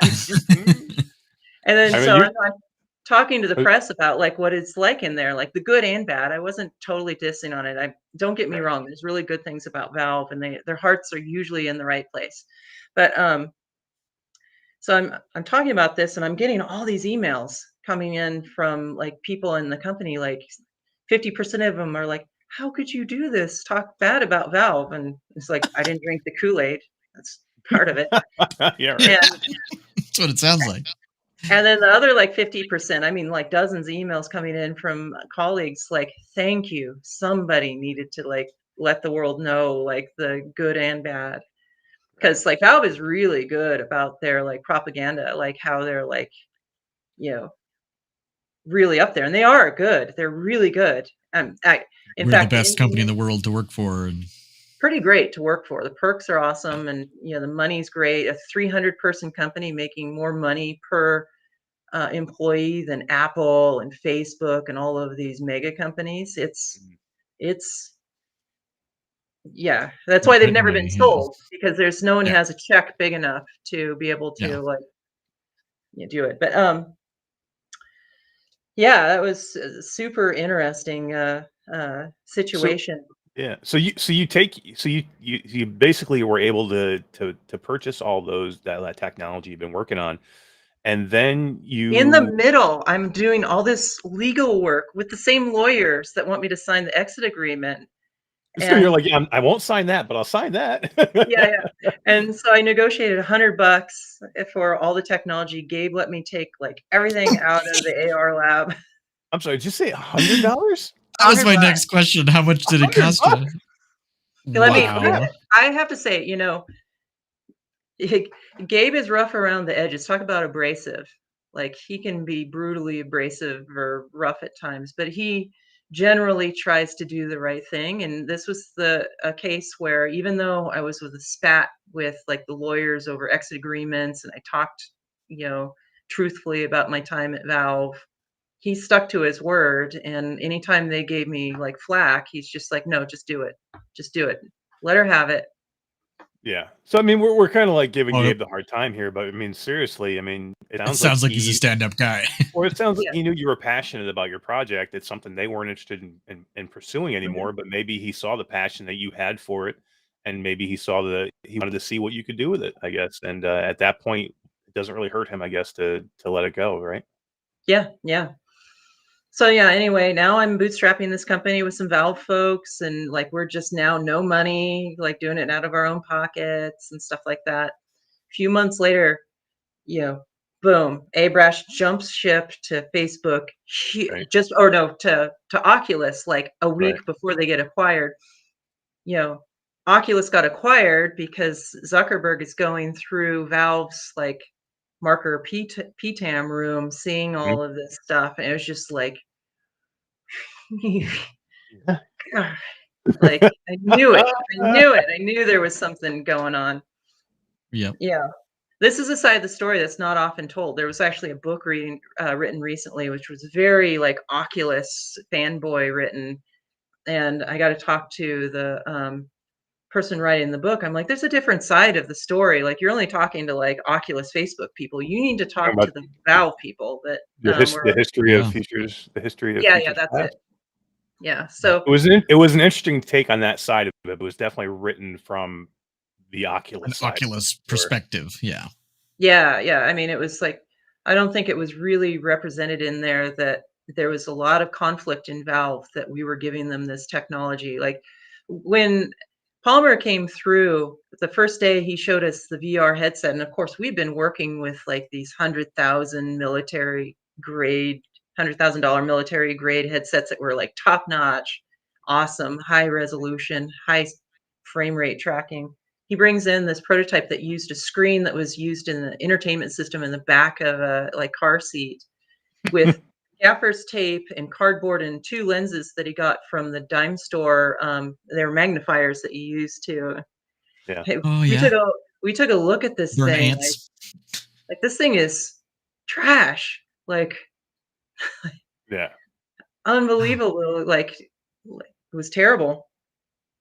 And yeah, so taught them everything they needed to know about like using the right lenses and compound Fresnels, and low persistence and, what they call time warp, all the late fix up stuff. And that was all the stuff that our team was working on. All thanks to you and Val. Wow. Yeah. So anyway, Yeah. that's all. It's all weird. history. It is weird the access they had, because even in that book you're talking about, they talk about that room. They talk about all these companies getting access to this room, which was that was one of the biggest hangups that VR had in the early days, and a lot of people couldn't solve it. And it was which was tracking, and you guys did. I mean, and you had it there, and when people went in there, it completely blew their minds. To the point where I remember reading about Brendan Uribe, basically, having an epiphany after coming out of that room, and he like shifted the whole way the Oculus was working on things just after coming out of that room. So, I mean, that was a big deal, and the access that they had was crazy at that time. Like, how does Valve open their doors and let so many people into these rooms? Yeah, there was also some weird shenanigans going on too that were just super frustrating and surprising for me. So Oculus had their own like people working on tracking. We had our folks working on tracking. I can't take any credit for the tracking stuff. Alan Yates did the lighthouses. I didn't think it was going to work. It was such a crazy idea at the time. The most I did was like rig up some cameras for folks to hook to headsets on the tracking side. But they were having these shootouts, these really unhealthy shootouts. Like Abrash would be like, well, we're going to have, Valve tracking team compare their tracking versus the Oculus tracking, and like, whichever one wins is what, we're going to give to Oculus, and or if ours is better. I don't know. I can't remember all the details, but it was something like, if ours is better, they get it, and we're going to prove it. And there was like a shootout, and like that's why we installed a marker PTAM room and sending people down to their offices. And the marker PTAM room was kind of funny. It was like we spent so many hours in there. Like everything we did, we had to first calibrate the room. So you're like moving cameras around to look at all these April tags, these little like QR code looking things all over the wall. Yeah. And then you had to calibrate the cameras on the headset. So again, it's like moving the headsets around in front of these walls of QR or April tags. We'd spend so many hours. We'd spend like 4 hours in there trying to like calibrate things and get it as good as we could. And we started seeing things in these QR codes. Like we had dog frisbee. It looked like a dog chasing a frisbee. There was like pooping bird, which was the center of the universe because it was the first QR code or April tag that we would start tracking from, because we just found that if you started here and then started moving, you'd get better results than starting over here and coming over. Oh my God, amazing. A lot That's of great crazy. stories there. And then we had a lot of fun there too, as well. There was a lot of like fun pranks and stuff we would do, especially the late night crew. There was like the kind of 9 to 5ers, and then there was the rest of us that we were so passionate about the mission we were on. We would be there until 1 a.m. So we would do things like, someone gets in a VR headset, get the canned air and spray them with the canned air. We became so paranoid. Like if you put a VR headset on and you heard a creak in the room, you'd be ripping it off. Like, get the fuck Yeah, right. You love that when you're in a VR headset and somebody's backing up behind you. Yeah. Or other times we like broke into the servers that were pumping audio or the music into the bathrooms, and we started playing sound bites from GLaDOS telling people not to touch the floor. And it was a good crew. A lot of good times. Anyway, then there's CastAR. So sorry, I'm burning. No, it's okay. This is awesome. We're getting to some good stuff here now too, because CastAR had a lot of potential, right? I mean, you guys did really well. You guys like a ton of potential. So you had this technology you were working on, and you ran a Kickstarter with it, right? Yeah. And I don't know what your goal was, but you guys had like $1 million in like 2 days or something like that. Something crazy. 400,000, I think, was your goal. Yeah. The thing on Kickstarter is you always have to set your goal lower than what you hope for. That's right. You just can't. There's some weird psychology around it, and it's all well known, and we've learned about it. But leading up to the Kickstarter, like we had some prototypes from Valve, but it ran entirely on Valve software. And one of the stipulations we would have to pay royalties if we use Valve's game engine, and we didn't want that. So I worked on hardware. My co-founder Rick worked on software, moving everything over to Unity and Unreal, and we worked on these prototypes. Just a small handful of us, like we were paying people out of our own pockets to do this, the two of us. And so I don't remember how many months it was, maybe 4 or 5 months after we left Valve, and we got the first prototypes going, and we're like, we need to do a Kickstarter because we need to raise some money so then we can go raise more money so that we can make this thing happen. And so we decided Maker Faire was the place we were going to go, because it was like an event that I'm very popular at, and it was like the nearest event that made sense. So we scrambled like the 2 weeks before the Maker Faire event. I'm like building as many glasses as possible, and we wanted to show the flexibility of the system and all these different demos. And Rick is just, and his folks are just working day and night trying to make little demos to show the potential. And we're still like working on like soldering like the wires on the hot glued together prototypes like the night before we jump in the car to drive all the way down to Silicon Valley to go to this event. And we set up there, and it was really magical. Like, it started off real slow. We had kind of walled off this corner of this room there, and like one person would trickle in, they would take a look at it, and they're like, oh my God. And they'd run out and go get like 2 of their buddies and come in. And then, within the first like 3 or 4 hours, we had like this 45-minute line waiting to get into try all the demos. And I look back at what we were showing then. It was like sticks and stones. It was like push the blocks over with the wand, fly an airplane by looking at this game board mounted to the wall and just kind of turn your head. And I don't remember what else. Oh, we had one with playing cards. You could put playing cards down, and it had like some monsters that would spawn and just like pretend attack each other. And then we had a multiplayer like maze game that you could play with Xbox controllers, and that was it. Really primitive stuff, but they gave us some legitimacy. We went out and did this Kickstarter, did really well. We raised $1 million and change over the time. Most of it came in the first like few days, as they always do in Kickstarters. And that got us off the ground. We were able to hire a few folks. Then we moved to Silicon Valley, got some better prototypes that looked more legitimate. And then we raised some money from Andy Rubin, who has been in the news lately, but we didn't know all of his his bad doings back then. But yeah, right. He, he's like a moonshot guy, and all of his guys are moonshot guys. So one of the biggest mistakes I made when we started CastAR, I'd never run a venture-backed company before, so I was scared. I shouldn't have been scared. Like, I've never been scared before in my career. So, right. But I was too scared. So I hired a really decent kind of scrappy startup CEO to run the company. And then we raised this money. And now we're working with Andy, who's like, you got to go to the moon. And so he's like, your CEO is no good. He's not trying to go to the moon. And so out goes our CEO. And then he starts bringing in like Zynga executives and Disney executives and Sony executives and fluffing the company up. We ended up being like 90 people off of this $15 million that we raised, which means you're burning money really, really fast. Yeah. And yeah.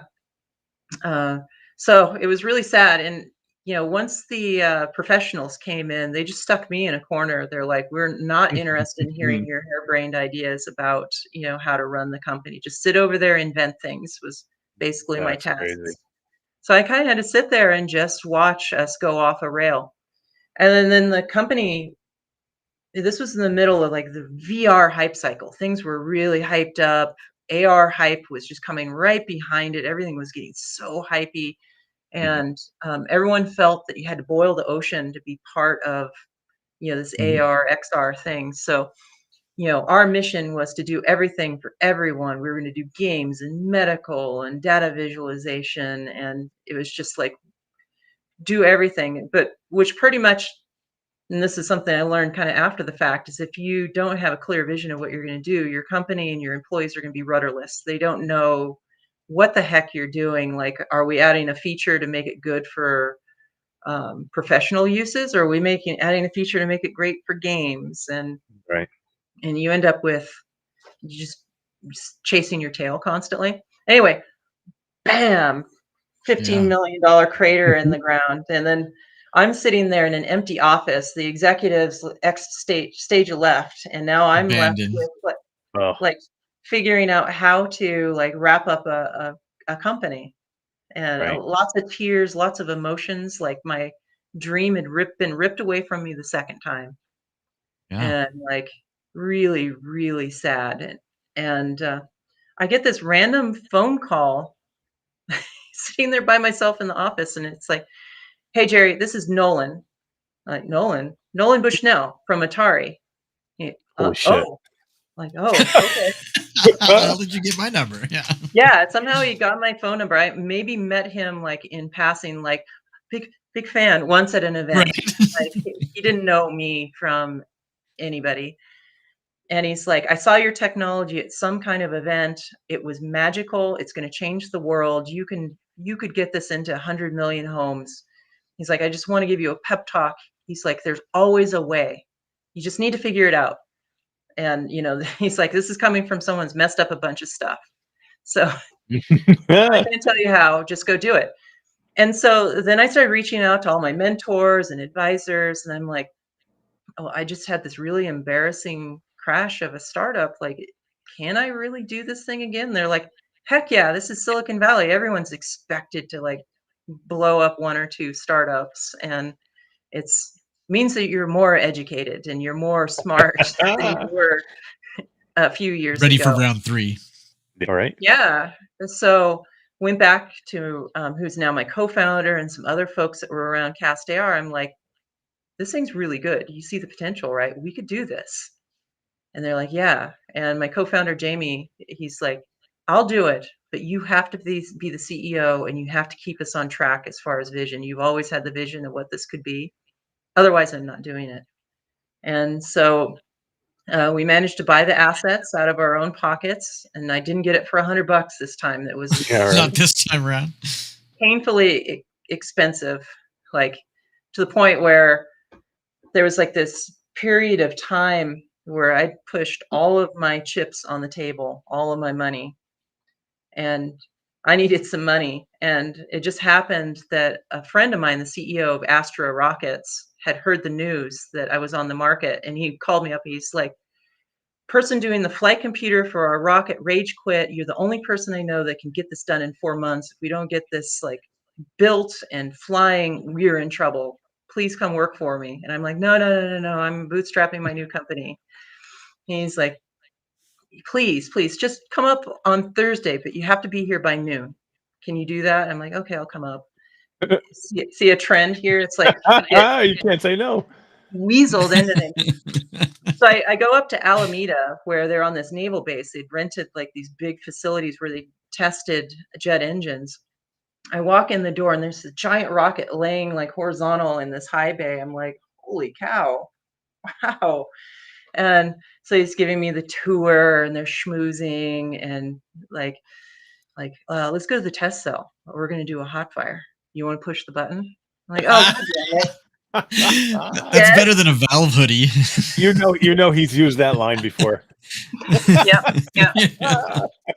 And I'm like, okay, 4 months, that's it.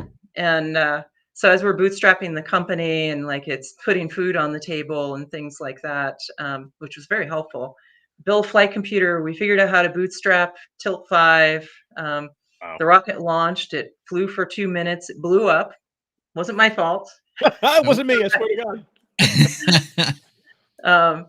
But yeah, eventually they made it to orbit. Just a few weeks ago, they made it to orbit. So, There you go. from that, they were able to raise money. They were able to launch more rockets that blew up. And then eventually they were able to raise more money and go public. And now they're going to space. So that's pretty exciting. It was a nice little side thing I got to do while bootstrapping the company. But for Till 5, Jamie and some of the folks around here, we sat around and we spent a lot of time talking, how are we going to do this and not fuck it up? Right. And it's like these things like focus. We need to know our audience. Like, oh, yeah. Frank Landy from the toy company. Got to know your I remember audience. that guy. Yeah. get back to fundamentals. I knew these things the whole time. I just had, was too scared to like force it to happen. Know your audience, choose, which market you're going to go after, what's the demographic, and then optimize the system for that. And so that's what we did. We bootstrapped the company out of our own pockets. We built prototypes. We threw a bunch of stuff out.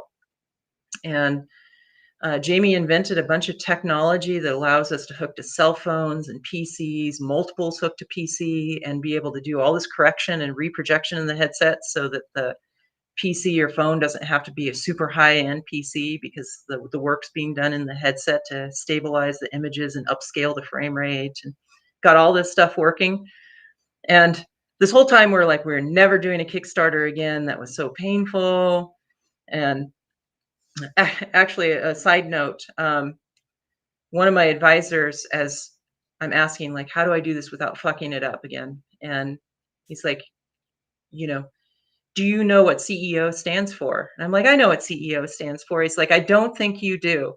It stands for Cash Extraction Officer. You need to be thinking about raising money 110% of the time. And the other 110% of the time, you can like build prototypes and do stuff. But your primary task is to keep the lights on no matter what.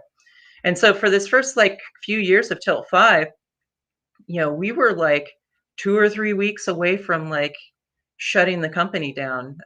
Some of the early folks like Jamie and I and Amy like would go on furlough for like 1 month, just long enough so that we didn't have to spend the money, but we still got benefits. And then we'd have to go on for a month of money, at minimum wage, just to keep the company going and be able to pay everybody else that needed more money than us. And it was pretty magical, actually, but stressful.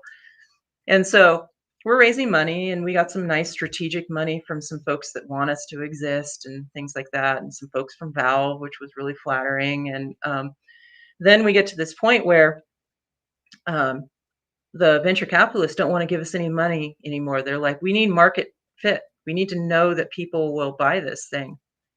And they're like, go do a Kickstarter. And we had told ourselves, no. Kickstarter is great. I love all our Kickstarter backers, but it's extra work because you have to constantly like keep them up to date every single month, and people get frustrated. Yeah, they get demandy. Yeah, we didn't know COVID was going to come, which even made Right.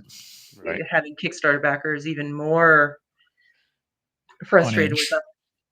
Yeah. Anyway, we did a Kickstarter. We ended up being smarter this time and understanding our audience far better. And by the time it was done, like, the 30 days that we ran our Kickstarter, we raised like $1.8 million. Then like the day after, there was like follow-on money. We raised over $2 million, just boom, in this 30-day period. And that was enough for us to go out and raise our next round of money. And it's been good ever since. We were able to get into production, went through COVID and survived, got all the features that we wanted in. Now we're shipping now, which is amazing. That was going to be that was going to be my next question. Now, I mean, so you've been at this now since 2008, 2010, somewhere around there. Yeah. And now you've worked and you've had companies, you've gotten fired from Valve, and you've had a company completely fail, and you had to like, let people go, and see your dreams almost go away, and then you're back in it again, and you're doing another Kickstarter, and now you go through COVID, and you got to get through all this, and now you're putting these games out the door, and you handed one personally to one of the first Kickstarter backers, right? Yeah, that was awesome. Yeah, it's really great. So COVID, we were planning to fly to China like the week COVID lockdowns, like China gets shut down. A few weeks later, the United States gets shut down. It was just like, oh my God, how do we do this? So we had to rethink everything we were going to do. We can't go to China. Normally you go to China and you show the operators like, this is how you put a screw in, and this is what you look at for like quality. And it's like a very manual process. Like that's why you go to China, is like to make it, it's lower cost because you can do a lot of manual things. You can train them to do it. And now we can't go there. So it's like, how do we do it via charades over Zoom call? Yeah. And it's like, Charades. Wow. That must be lovely. so we're like, okay, we got to build some robotic fixtures. So we started designing robotic fixtures that do some of these processes that we normally have them doing manually. We have to figure out how to break through the firewall in China and be able to like monitor these machines. And our team has done like the. I need to go give them a hug because they worked 14-hour days building robots as well as putting all the features into the headsets. They're doing double duty. Now we have a system where as the glasses are being built, they go through these different robotic stations. We can monitor everything that's being done. If some parts misaligned, we can tell the operator, pull that one out and like fix it. And so the things that you could solve in like 30 seconds when you're there, like someone puts the wrong size screw in, you're like, oh, you put the wrong size screw in, just get a bigger one or a smaller one. Now, this last year and a half, it's taken us like 2 weeks on each one of these stupid little things. Like they have to Oh send my us God. something. That's crazy. Yeah, we get it. And it's like, oh, you just put the wrong screw in. That's why it didn't work. But anyway, Yeah, right. what's awesome is, by the end of the summer, we're going to be caught up. We have like a huge backlog. So we've had a ton of pre-sales. People have been reserving their units ever since the Kickstarter. We'll be caught up towards the end of the summer. Knock on wood, if China doesn't get shut down with COVID again, which happened a few months ago. But we'll be all caught up. And then it's You kind of just like, went through another shutdown, didn't you? yeah, like 2 months ago, they were shut down for a full month. We're starting to message to our Kickstarter backers, like, it's coming. And then, oh, just kidding. Yeah. Whoops. But yeah, it's super exciting. We've now turned the corner where, people can reserve a unit and not too long they can get it. So, we're starting to get the message out, like put $5 down, get in line because it's coming and you can get it like, in a month or two. Yeah, let's talk a little bit about that right now. So, if you want to get a Till 5 right now, you guys are currently still shipping to your backers, to your starter backers, but that should be over fairly soon, right? Within the next few Mhm. months. And Yeah, then it's pretty been much, so amazing. Like, we've been shipping them out like hundreds at a time now.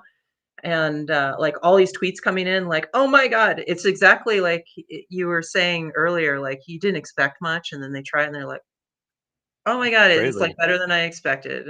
And so I didn't mean to cut you off. No, that's okay. I want to hear it. But yeah, there's a backer here, Evil Paul. He says, I'm a backer. Looking forward to my LE getting shipped soon, hopefully. Yeah. And I would Yay. say that, Well, thank you for yeah, supporting us. hell yeah. I mean, and Kickstarter, people that back Kickstarters, it's not an easy thing to do. And, I've done them in the past. I'm doing one right now for links, you know what I mean? And, Yeah. hopefully that's going to finally end up paying off soon. And Stan is going to have something, he did something a little bit today. And, you just kind of try and back the right ones that you think are going to do it. But it's important because a lot of these things would never get off the ground without people taking a risk on technology that they might not ever have a chance to see. So. Yeah. Yeah. It's a great way to prove that there's a market out there. And it did a wonderful job for us and that we knocked it out of the park. That was great. Like, I mean, we didn't have any money for marketing, but it worked out. Enough people found us. So yeah. Yeah. So now Yeah. it's, to the moon, I hope. There you go. Yeah. Now that's Yeah. been my whole goal, right? It's like I've been addicted to shipping millions of units. And I think just like what Nolan said, I think that, this has the right trade-offs where it could be 100 million home type experience because, there's a little bit of something in there for everyone as far as gaming, which is nice without boiling the ocean and trying to take on everything. We've been working Yeah. with a ton of game developers, so it's probably pushing upwards of 40 game developers that we have a bit of a program where we can provide some assistance, to get their games pulled over our system. And so we have a pretty broad spectrum of games coming. So we have like things like Figment XR and Battle Map Studio, where it's kind of like a sandbox where you can play. Like Figment XR, you can make your own games and you can draw. It has a tilt brush type function in it. You can import models and add gravity and function to them. Battle Map Studio, it's like a virtual tabletop builder, so you can build your own dungeons and terrain, and you can actually put your real figures down and run a D&D campaign. we've been doing like groups of 5, doing these little short one-shot tests where we'll all sit around the table, and one of our engineers is DM, and he's been doing these little D&D sessions. It's amazing. Like you can have, the dragon I'm actually so use into fire. that. That is so cool. I didn't know it did that. Yeah. Battle Map Studio, and there's some other ones coming that are similar. And then we have action games. There's like Battle Planet. It's going to be it's co-op where you're defending this planet, where you can either help your friends or grief your friends. You all sit around the table, or you can even play over the internet with each other. There's puzzle games. Yeah, somebody had a question here. They did say that. Somebody said, "Can I play it with somebody else across the country or something like that?" Yeah. That was one of our goals. Is we wanted to. One of the magics of playing games together is kind of the intimate connection you have. So when you're sitting around the table, even simple games are heightened when you can look each other in the eye and you can like negotiate things, like you're going to help me now, or you're in trouble, or I'm going to defect over to my buddy's side that's sitting on the other side of the table. But we also wanted to try to achieve that over distance. So we added features into the headset so you can track objects, you can track your hands, and teleport those across the world. And as you move something on the game board, it happens instantly for your friends across the way. Plus it has built-in telephony, so you can have speaker and microphone to talk to each other, and that's pretty magical Oh my too. god, Right? it's so cool. Right? Yeah. That is just awesome. Yeah, I was telling Todd earlier, like Todd's like, it looks amazing from the video. I haven't been able to see one in person yet, so I've just been watching videos, and it looks really cool. But everything that Eric says just makes me want to see it more and more and more. Yeah, and I was just explaining, like, to me, I didn't really, I had a little bit of an idea going into the demo what I was looking at, but what I didn't realize was the amount of AR that is really here. So basically, you're this the tabletop part of this is just a mat that's, I don't know, Jerry, was it that thin? I mean, it's thin and it Yes. rolls, right? Or almost, right? It's There's a folding one, and right. down the road we're gonna have a rolling one. Yeah. Yeah, the one that was there, I think for the demo was like a one piecer, but Yeah. or a folder, yeah. So, but it's that thin, guys, and you just lay it on the table, and that's all it is, and then everything else is either in the glasses and in the wand that you use to, the controller. Yeah. But when you People think turn, it looks like a barbecue lighter. there Yeah, it is. that's my It does. mistake. There it is. But when you look at this, when you first turn it on, you look at it, what I didn't realize and what really blew me away and why I came out of that so like, oh my God, this is amazing, is I was telling you guys earlier before we started is the depth of it, where you look down into this mat that's sitting on a table and you really feel that you could just put your arm right down, elbow deep into this world where you're controlling maybe a figure moving around. Or, think about looking at something like top down style where you see, 3D depth and buildings and rocks and there's trees. And then what blew me away was, I was telling you earlier too, was the verticality. It's not just that you're looking down into something. There's things that come up off the table, because I think you have line of sight to the opposite side of the map, or to the mat, right? So you can actually see up into a certain height, you can actually see it. So like trees that were tall would Yeah, I stick agree. out up over, and I'm looking at a Wow. tabletop that's down here, right? But the trees look like they were up here, and I could still feel like I could put my hand in the mat. So it's tough to explain it to everybody, and it must drive you nuts trying to explain it to Yeah. people who have not seen it, because it's difficult for me to articulate exactly the feeling you get when you're in there. Oh, it's what we dreamed about ever since we saw the Millennium Falcon, right? Games just popping Right? up The out of the chess table. thing. Yeah. Absolutely. It's just like this magical world spills out of the table, like right there. And the way we can achieve this is a clever little hack that I discovered at Valve. It was a total accident. I was trying to do the way you would normally make an AR or VR system, is put the light directly into your eyes. And so I had this big optics bench set up with lasers and all kinds of stuff shooting into my eyes. And one day I put a beam splitter in backwards. So instead of going in my eyes, it was projecting out into the room. Oh, And yeah. one of my colleagues had a piece of this special material called retroreflector. And this has a special optical property that any light that strikes it just comes directly back to where it comes from.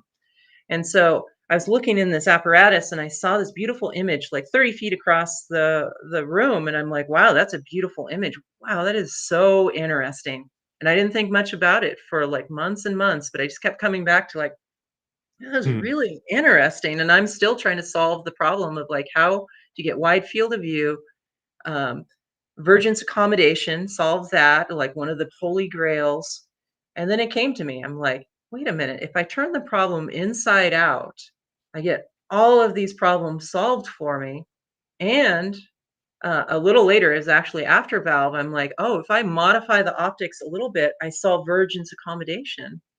And vergence accommodation is like the holy grail because it allows you to have a comfortable experience for hours because you're not looking out at infinity at the horizon and forcing your eyes to focus way out like in a VR headset. Right, when which your is eyes start to tiring. get fatigued, exactly.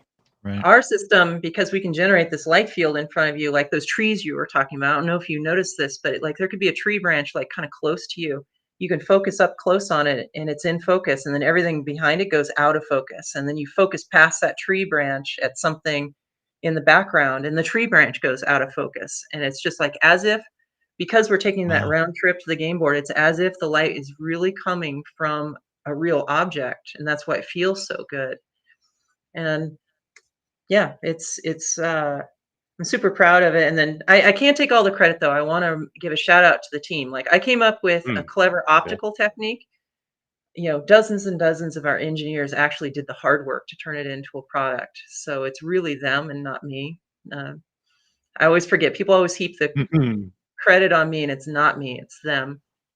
It's funny. You're talking about the magic wand. It's that thing is so cool too.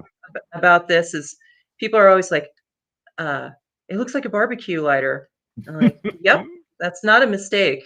Yeah. So we actually have a book that we printed off. It's about 400 pages of every iteration of wand and every iteration of glasses and all the trials and tests. And as much as we didn't want to do something that looked like a barbecue lighter, we kept coming back to this because it has this ergonomics to it and this intuitiveness that really works. And my father is testament to that. Like I've dreamed my entire life to play games with him. We had our Commodore 64 and Nintendo, and he would try to play a game for 30 seconds and he would throw the game controller down in frustration. It's just not his generation. But I take this home on the holidays. I'm like, Dad, take the wand, poke the game character and pull the trigger and pick it up. And he's like picking it up and giggling. He's like, oh, yeah. So then we also we wanted to have the ability to play it sideways, so you can do more traditional type games, and so we wanted to make sure that it catered to the new style interaction and previous interactions. It feels super comfortable too. You look at it and you're like, again, it looks like a fire starter, but when you turn it, it feels just like a Wii remote, or like a Nintendo Switch. When you take the sides off, that's what it feels. It feels intuitive. You grab it, and you're like, yeah, I know what I'm doing with this now. But the wand on the end, a lot of people probably think it's like some kind of antenna, but it's the function is you can actually touch things with it, and you can manipulate things on the board with the tip of the wand. So it's functional. It's not just on there to people like said. Everybody I talked to like, oh, that just what do they have the wand for? Is it just like radio signal or something? No, it's actually a part of the controller. It actually it's functional. Yeah, this goes back to like experiments we did at Valve. So I was talking about that wand that could telescope in and out. And, as much as I didn't want the stick on here, I did not want this. This has some infrared LEDs and it helps us track the position of the wand, but we could have put them in other ways, like the ring for the Oculus Quest. We did that experiments like that before they even came out with the ring. Right. You're like, no, that's no good because it gets in the way of the AR experience, is blocking something. So it's like we need something slender and out of the way. We need something thin, so when you get down and you're bringing the tip of this close to a game character, you can see the game character and it's dangling or stuck. You stick it through the game character and you can see the majority of the AR experience and not block things. And again, it's just like we tried everything and we just kept coming back to like, this is just the most intuitive and it feels the best. Yeah. Maybe someday I'll make one with a telescoping antenna again, and that maybe is going to be the perfect like one. 10 feet long. Yeah. Now, one of them, one of the biggest things, Todd, that blew me away at the demo too was the reflective material that you're talking about. So at one point during the demo, It was Hans, right? Hans, I think, did my demo. Mm-hmm. So I'm looking at table, and I'm looking at the Tilt 5 board on the table, and I'm looking through the glasses, and I can see everything on the table. And at one point, he takes like a plaque or a piece of this material the board's made out of, and he just brings it over and he puts it on the edge, the far edge of the table. Now that little piece has become part of the mat, and I can see everything.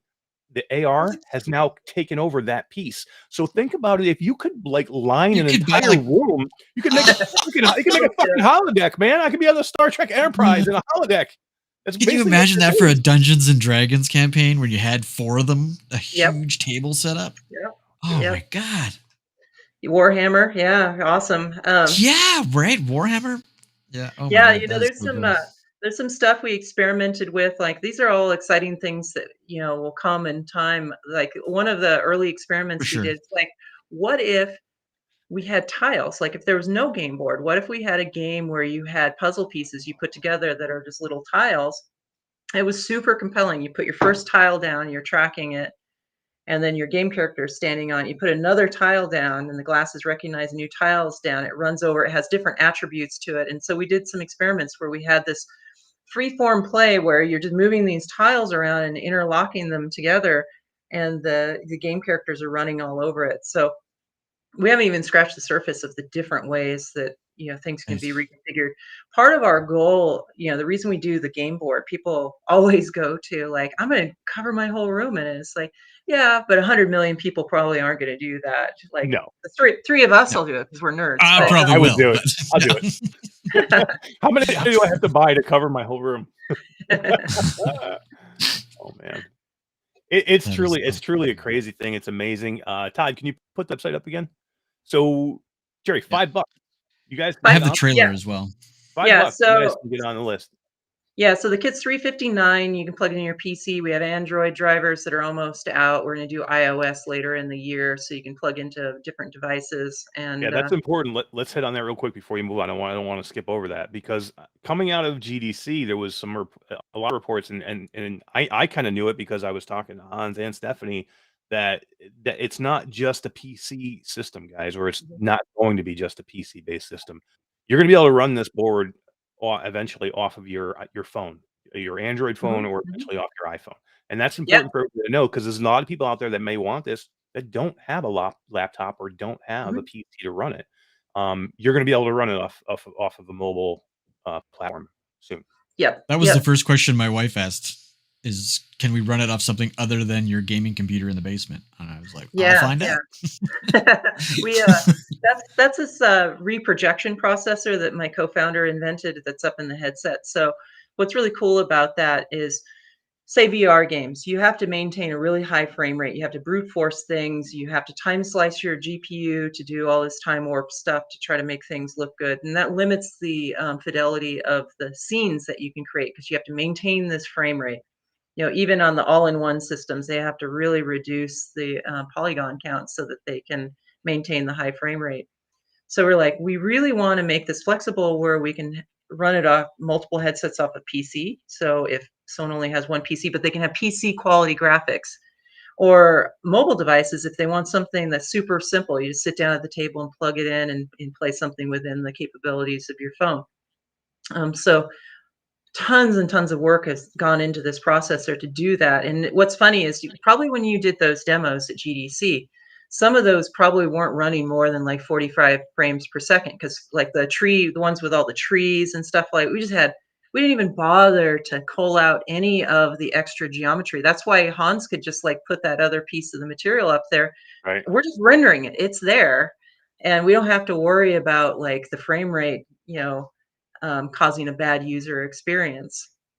And that's super proud of Jamie for pulling that off. It's something that we had theorized at Valve, but the chips weren't available to do it. And it's a great place to be. Like, again, going back to the toy guys, like toy guys love finding a piece of technology or a material that was last year too expensive, but this year just happened to be the right price to make a toy. And that's kind of what happened. Like, even though we started off at CastAR about 8 years ago, we couldn't do this 8 years ago. And we originally had a little Android device that we were just it was just screaming, just trying to keep up at 120 frames a second. And now, like, we have this processor, we can do 180, and the game can run at 60. That's freaking amazing. Yeah, right. Yeah. Wow. I thought it ran great there, and you're using the Wi-Fi at the convention center, which is probably terrible, but I thought it was amazing. I again, literally, it was. I walked out of there going, I need to get involved in with this in some way, and we're gonna do something. And it was cool because right after I had gotten done, you just happened to come by, and we got a chance to meet, and it was just super cool, and you got some amazing people on your team, just from the I've met, and like I said, Hans did my demo, and he spent a ton of time with me. It was super nice. And Talking about Stephanie and company culture, that was like one of the things that my co-founder and I talked about a lot. Like, when our previous startup went really corporate, the culture just went out the door. Like, we started seeing the shenanigans, like you saw at Valve, like people trying to get their own little silos and stuff. And we have resisted that. Like, I love our team because we are all gamers at heart. Like, when you go through our office here, Dude. there's They have- pinball they have- machines. hey, you have rooms that are. They have a Nintendo room. They have a Nintendo. Okay, we're gonna go room. for a They quick have a tour, Sega. everybody. Oh my god! Everybody Hang on. watch this. This is the cool. I want to go. I'm gonna move. I'm gonna have to tell my wife I may have to move. Look at This this. right here is amazing. Classic. This is It's just like a my museum. office. Yeah.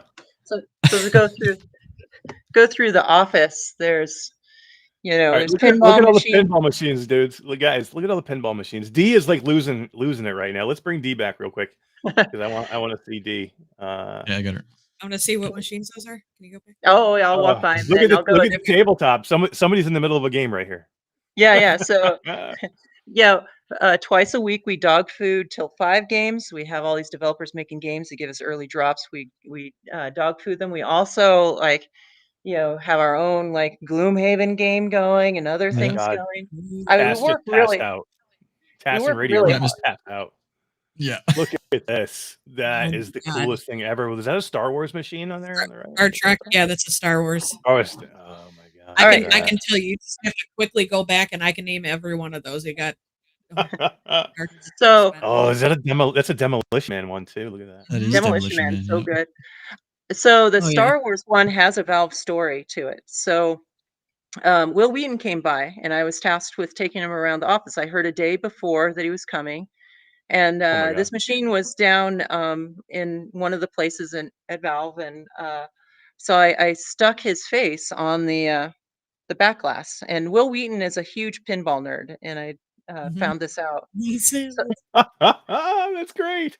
So I took him around. He had a great time doing AR and VR and all that stuff. And then I'm like, I know you're a pinball fan. Let's go stop at the pinball machines. He's like, oh, I love pinball. And so we walk into the area where this machine was, and he's like, oh my God. When I worked on Star Trek, they asked people to voice over the characters in the game, and they wouldn't let me do it. And all these yahoos on the back glass voiced it over, and they got a free pinball machine, and they didn't give a crap about pinball. I was the only one that cared about pinball, and I couldn't participate. And I said, yeah, this one's in really good shape. Like, I'm a collector and I'm really proud of it, but it got vandalized recently, and he's looking down on the playfield. He's like, it looks good to me. I'm like, yeah, it was the back glass got vandalized. And Oh, so he looks at it and he's like, and he's like slapping his knee, and he had to get his phone out and tweet it immediately. Take a picture because he's now infamous on the back of the Star Trek machine. That's awesome. I know. Yeah. That's amazing. Creature from the Black Lagoon. Oh, AC/DC. Oh, Metallica. Oh my God. So Look at this is that. this is a very special Metallica. I won't turn it on. It'll probably take too long to boot. But I loaned this to a programmer friend of mine, and he kept it for a few months. And when I came to pick it up, he's like, yeah, it's developed some audio problems. And I'm like, oh no. And he's like, turn it on, take a look. And so he turned it on, and he replaced all the Metallica songs with internet meme songs. So it's got like Rebecca Black's Friday. It's got Nyan Cat. way. I love that. That's And he's amazing. like, haha, got you. I'll set it back for you. I'm like, no, this is No, forever leave it. going to be, this is going to be called Meme Metallica, and I'll just go buy another Metallica. I love that. Oh That's my awesome. god. As cool as these are, the rooms are amazing. Yeah, so we admire game companies a lot, and here I'll show you our neon. We have neon all through the office too, which makes Oh, it I really love that. fun. So um, we admire all of these historic game companies, and there's a lot to learn from them. So we dedicate each room a different theme. Of course, there's more control. The Atari room. Look at this, guys. The Atari room. How cool is this? Yeah, and so there's classic Atari art all through the room. You know, we live it. We are our DNA is games, and Oh, so look at it. Every console. yeah, and you know, I try to find artifacts that are interesting, like the Atari Oh my god. portfolio, Oh my Yes. famous god. famous for Terminator 2 because it was used to hack the ATMs. That's right. All right. The kid There's a uses it. Yeah. The PlayStation, PlayStation room. How cool is that? and there's a Sega room. This is kind of one That's of my awesome. That's probably be my favorite, the Sega room. Tell me there's a Dreamcast I in there. was a There it huge, is, right I was there a in the huge corner. Dreamcast fan of We don't quite have this room set up. I absolutely love the aesthetic of Japanese Oh consoles. my Look at this, god. Right? little cubbies to hold the The controllers. Yeah. Yeah. Yeah. Sega is such an interesting story because they did such wacky stuff, like all of these like add-ons, like the 32, the Sonic Knuckles adapter. Yes. I Oh, love look it at just from a product standpoint. Like, how can you take such a great product and like fragment the audience? that. I know, right? They But could of do it course, though. People I ate think it up. I think we admire Nintendo the most out of all the companies. They really know how to make an experience that appeals to a broad audience, and so looks like there's a meeting going on here. But Burning the midnight oil. I love it. And the buses can pass Look at all that Look at stuff. that. It's Come on. amazing. GameCube. I love the GameCube. And when we use the part, Look at those. Look They're at the that. ones. That's so cool. here, a factory meeting going on. That's amazing. And Oh my god, there it is, Virtual Boy. Yep. The Power Glove. And the power glove. Okay, quick, run. Jeri's like, oh my god, we just crashed this meeting. That's too funny. I don't even think the factory even noticed. But they were, Oh my god. that was pretty awesome. It was cool to see that they were in the middle of a Well, you could assembly. see all the glasses they had like lined up in the case there. That was so cool. Yeah. Oh, yeah. They're cranking them out now, so it's super exciting to see. Here we have a clean room here where we work on future tech and optics and things like that. That's cool. Oh, And look then at that. we have a duplicate of the factory. These are all the various robotic fixtures that you know the glasses go into and get tested, and so I The could go on glasses and are on. something we really didn't even touch on the glasses there. The glasses, guys, are super comfortable. They're so light.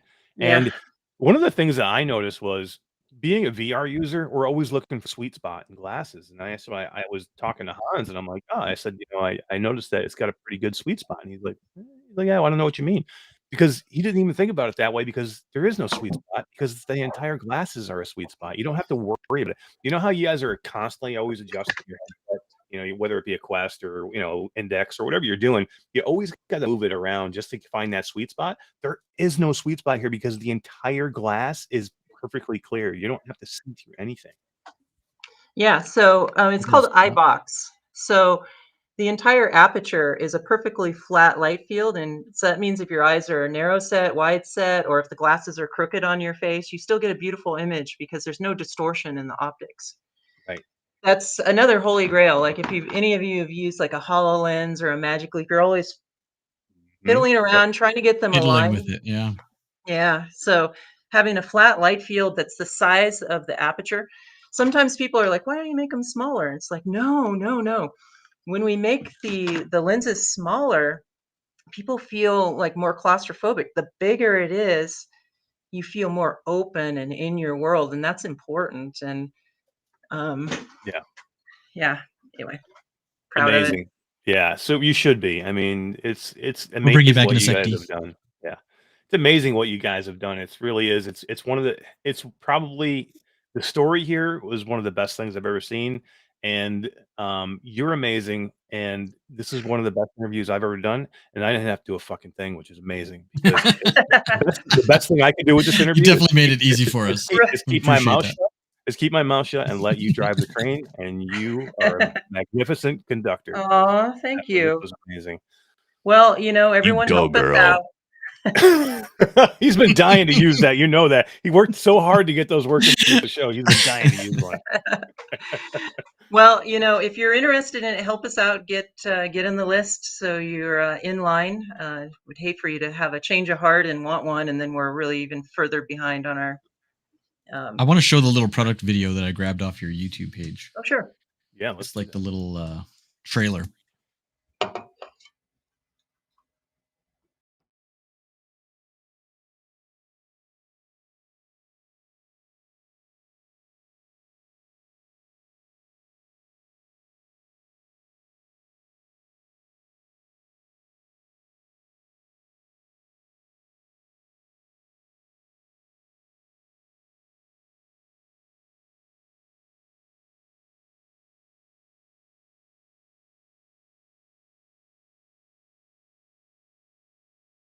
Yeah.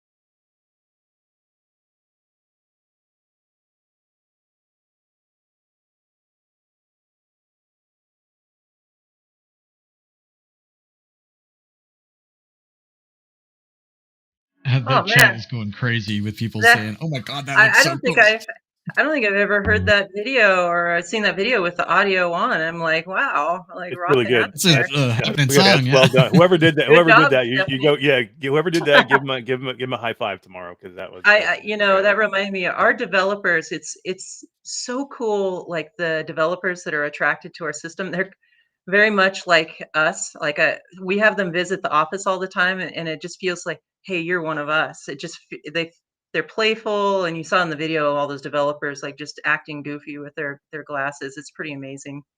And those that are interested in developing for our system, like if you just buy the system, you get all the tools free with the system to create your own games. And our tools are pretty fantastic. I saw someone in the video, and this might have just been for promotion, but they were on a catwalk. I don't know. I don't. So That's it didn't even. That's register the with me, but treadmill, you're right. the VR They were on- treadmill. Oh yeah. Yeah, they were on a catwalk C. Yeah. Yeah. Who are those folks? I was wondering Yeah. what that was. They were actually Well, that's running. exciting. They had the glasses He on. was- They were running on the treadmill. Wand in her hand, and she's running. Yeah. Yeah. I can't remember which developer that exciting. was. Yeah, we have hundreds of kits out there. We're helping, dozens and dozens of developers financially to get the games over. And there's going to be a lot of really cool things. Like there's a pretty deep pipeline of interesting stuff coming. So Awesome, guys. We're going to take some questions real quick. I don't want to hold Jeri too much longer. You've been such a good sport to stay with us this long. It's been amazing. But let's take some questions quick. We said we would do that. There's a couple here that I can grab real quick. Are you selling individual wands yet? And how do we do this if we have a family that we want to play? If we want 4 people to play a board at one time, when you sell the board right now, you're getting the board, and you're getting one set of glasses, right, and then one of the controllers. So how do we do this moving forward if we want to play with the entire family? Yeah, so we had a group pack with our Kickstarter campaign, but just being such a small company, we need to kind of control our logistics. And there's not much price savings like bulking them all up into one, because the only difference is a game board, and the game boards are not like super expensive part of the whole system. So you'll have to buy 3 kits for the time being, or if you want to do 3 people. A lot of our games are going to be on PC. You'll be able to run multiple instances of in the same PC, and you can just run off one PC. So you don't have to have a mega gaming PC for each one. And then obviously on Android, you can just plug into it. As far as secondary accessories, it's kind of the same thing. We're getting all of our store set up and all the logistics to ship out like individual wands. We do have the ability to like have dual wielding wands and stuff like that. But Ooh, that'd be cool. yeah. So the plans are there to in- eventually get to that point where you can piece them out if you Just buy a pair of glasses and another wand if I want to Yeah, add a yeah. bottom Once we to get a little my bit group. bigger, but Yeah. So if I were to buy 4 of them because I wanted 4 headsets, do I need to use all 4 boards, or can I use one board with 4 headsets? you can use one board. So there's no limit on how close you sit to each other. You can't see the other person's image being projected, and that's the really cool thing Very about this important. material. Okay. It's what this means for game developers is really exciting. So when you have multiple people around the table, you can be looking at the same scene. So you can have a spatially locked scene. So like you have a game character and you're sitting across from me, you see the backside of my character. Now you can do asymmetrical views. So think something like a strategy game where there's a fog of war. You're moving all your units around, setting them up. There's a fog of war. Your friends can't see what you're doing until the fog of war lifts, and then it switches from an asymmetrical view to a symmetrical view. And then there's like completely asymmetrical views where Eric, you saw this, like the forest game that you played. That's a Yeah. giant map. So as you run around, the map is scrolling across the game board. You could have multiplayer games where people are anywhere in the map. You're still having that social experience sitting around the table, or even linking your game board over distance. So there's a ton of flexibility in how the game developer presents the information to each user to make the game more special. Yeah. And then a bunch of our games like Tabletopia, I That's think. fantastic, right? Like there's 115 games on Tabletopia right now. Yeah, Yeah. like there's a bunch of these, That's but they're amazing. cross-platform too. So say Yeah. Great. you get one headset and your buddy comes over, it's like grab your tablet. You're going to use the tablet, and then I'm going to play on my Awesome Tilt 5. And Right. And here's the link where you can go buy your own. Yeah. So that experience I was doing, I want to let everybody know that experience that I was doing. Think Diablo 2. Okay. Think Diablo 2, but you can reach down into you feel like you can reach down into it, or you have verticality, and it's 3D, and it's AR, and it's you're seeing it. You're looking down on top of it, but you're in it too. So that's the type of game. I mean, this is not just a tabletop gaming thing. You could do RPGs in here. You could do Yep. real-time strategy games in here. It's endless what you can do with this thing. I don't want anybody to think this is checkers and AR. It's not that. You can do It that. is not You know, that. Yeah. like Battleship. I mean, you think about the awesome games of Battleship you have. Just take a simple game. But there you go. What you're talking about, the fog of war. If you're putting my ships down in Battleship, I can't have somebody else seeing that. So right. So Yep. That's a you great know, example, a simple example, but it can be super complicated. And we Right. just struck a deal with Asmodee. So there's going to be some games that we're publishing, and those are going to be really, really nice. We're working with them. There's a lot of really cool content and some name brand stuff coming too. Yeah. Tim M is asking some questions here. He says, my new question is this: how hard is it to expand past the game board? I want to cover a corner of a room to make a mini holodeck for costume making and 3D printing assets. Oh, that's a cool application. That's interesting, right?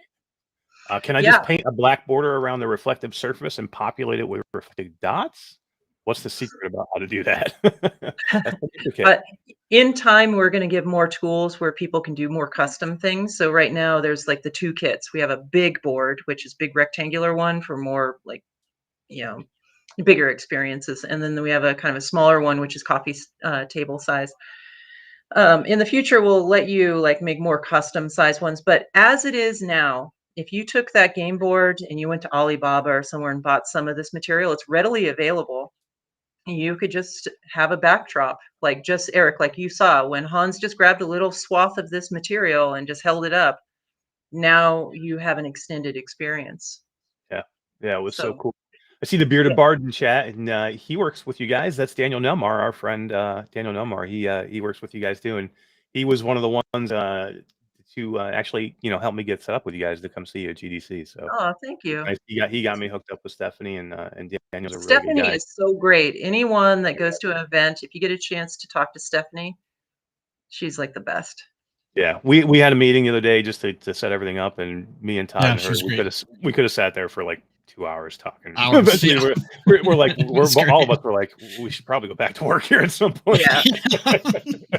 But yeah, it was fantastic, and yeah, like I said, your whole team is just fantastic. A couple more questions here. We've had a couple of members of chat have pre-ordered. Oh yes, thank you, chat. Rift Traveler just said just pre-ordered. That was awesome. And a couple other That's people awesome. said, Thank I you. saw one earlier as well. awesome. That's that's really what it's all about, guys. And if you want to get on this, $5 gets you your spot for a pre-order. And pre-orders you'll see this summer, right? If you pre-order today, you'll see Towards the end of the summer. Yeah. We have a pretty big backlog. We have all our Kickstarters and we have a bunch of pre-orders, and it's just getting deeper and deeper. So yeah, but this awesome. is, this is the thing of a little startup. We have to keep growing. Like sometimes people forget, like we got to do more than the Kickstarter. So now we're at that point where we get to start to expand the business. So the more units we sell, the more games we can pay for, and the more things everyone can do. And it's just this big cycle to get that flywheel going. Yeah, a couple great questions here. First off, how do I pre-order? Right on our website, just go to till5.com and there should be a button you can go to and pre-order. If you're in Europe, our pre-orders will be open in a matter of weeks or so. We're configuring the website so that folks overseas can get in on it too. Awesome. That was my next question. Somebody asked when is this available in the UK, so hopefully within a couple of weeks. Yeah, and there you go, Todd. The reserve now button, and that will bring you in, and I'm sure that's where you can put your deposit of $5 and get yourself on the list. Reserve now, yeah. Yeah, we need really one of those amazing. counters like on the Home Shopping Network. Yeah, right? Just I know, right? We got a $2 super chat from Felipe, still waiting for a baby Lieras, and he says, when is Q2C doing a Tilt 5 giveaway? I don't think that's anytime real soon. Here's what we might be able to do, and this is what we talked to Stephanie about. We're going to see what we can do to, maybe get a unit for myself and Todd to try, and we'll, Todd's in Northwest Canada. I am in New York. So if the two of us get together on camera, where we're showing what we're playing on one screen, and then we're having a camera on me in my living room and a camera on Todd in his living room, and we can show you and show everybody that, I think that will be something that people would want to watch. And we're that'd be really cool. We have a piece of technology coming soon that will allow you to take a webcam and it'll composite what you're playing, so you'll be able to stream that. Oh, that's what somebody else traveling. Even better.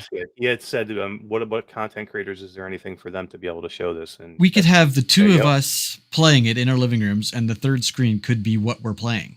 Yep. That'd be amazing. Oh my God. Yeah, it's going to do full compositing. So you could have, the webcam, and you could see all your hands. You could be reaching into the wand, moving game characters, and you would see it on the end of the wand moving up and down. We're testing pieces of it now, and so it's pretty exciting.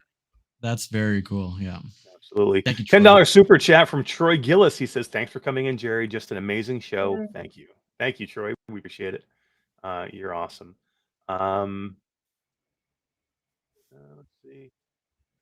Let's see. Sean says, "I know Tilt 5 is smart company, and that Tilt 5 will be for the backers and developers first. Tilt 5 will come to retailer stores one day in the future. I will wait until it comes to stores."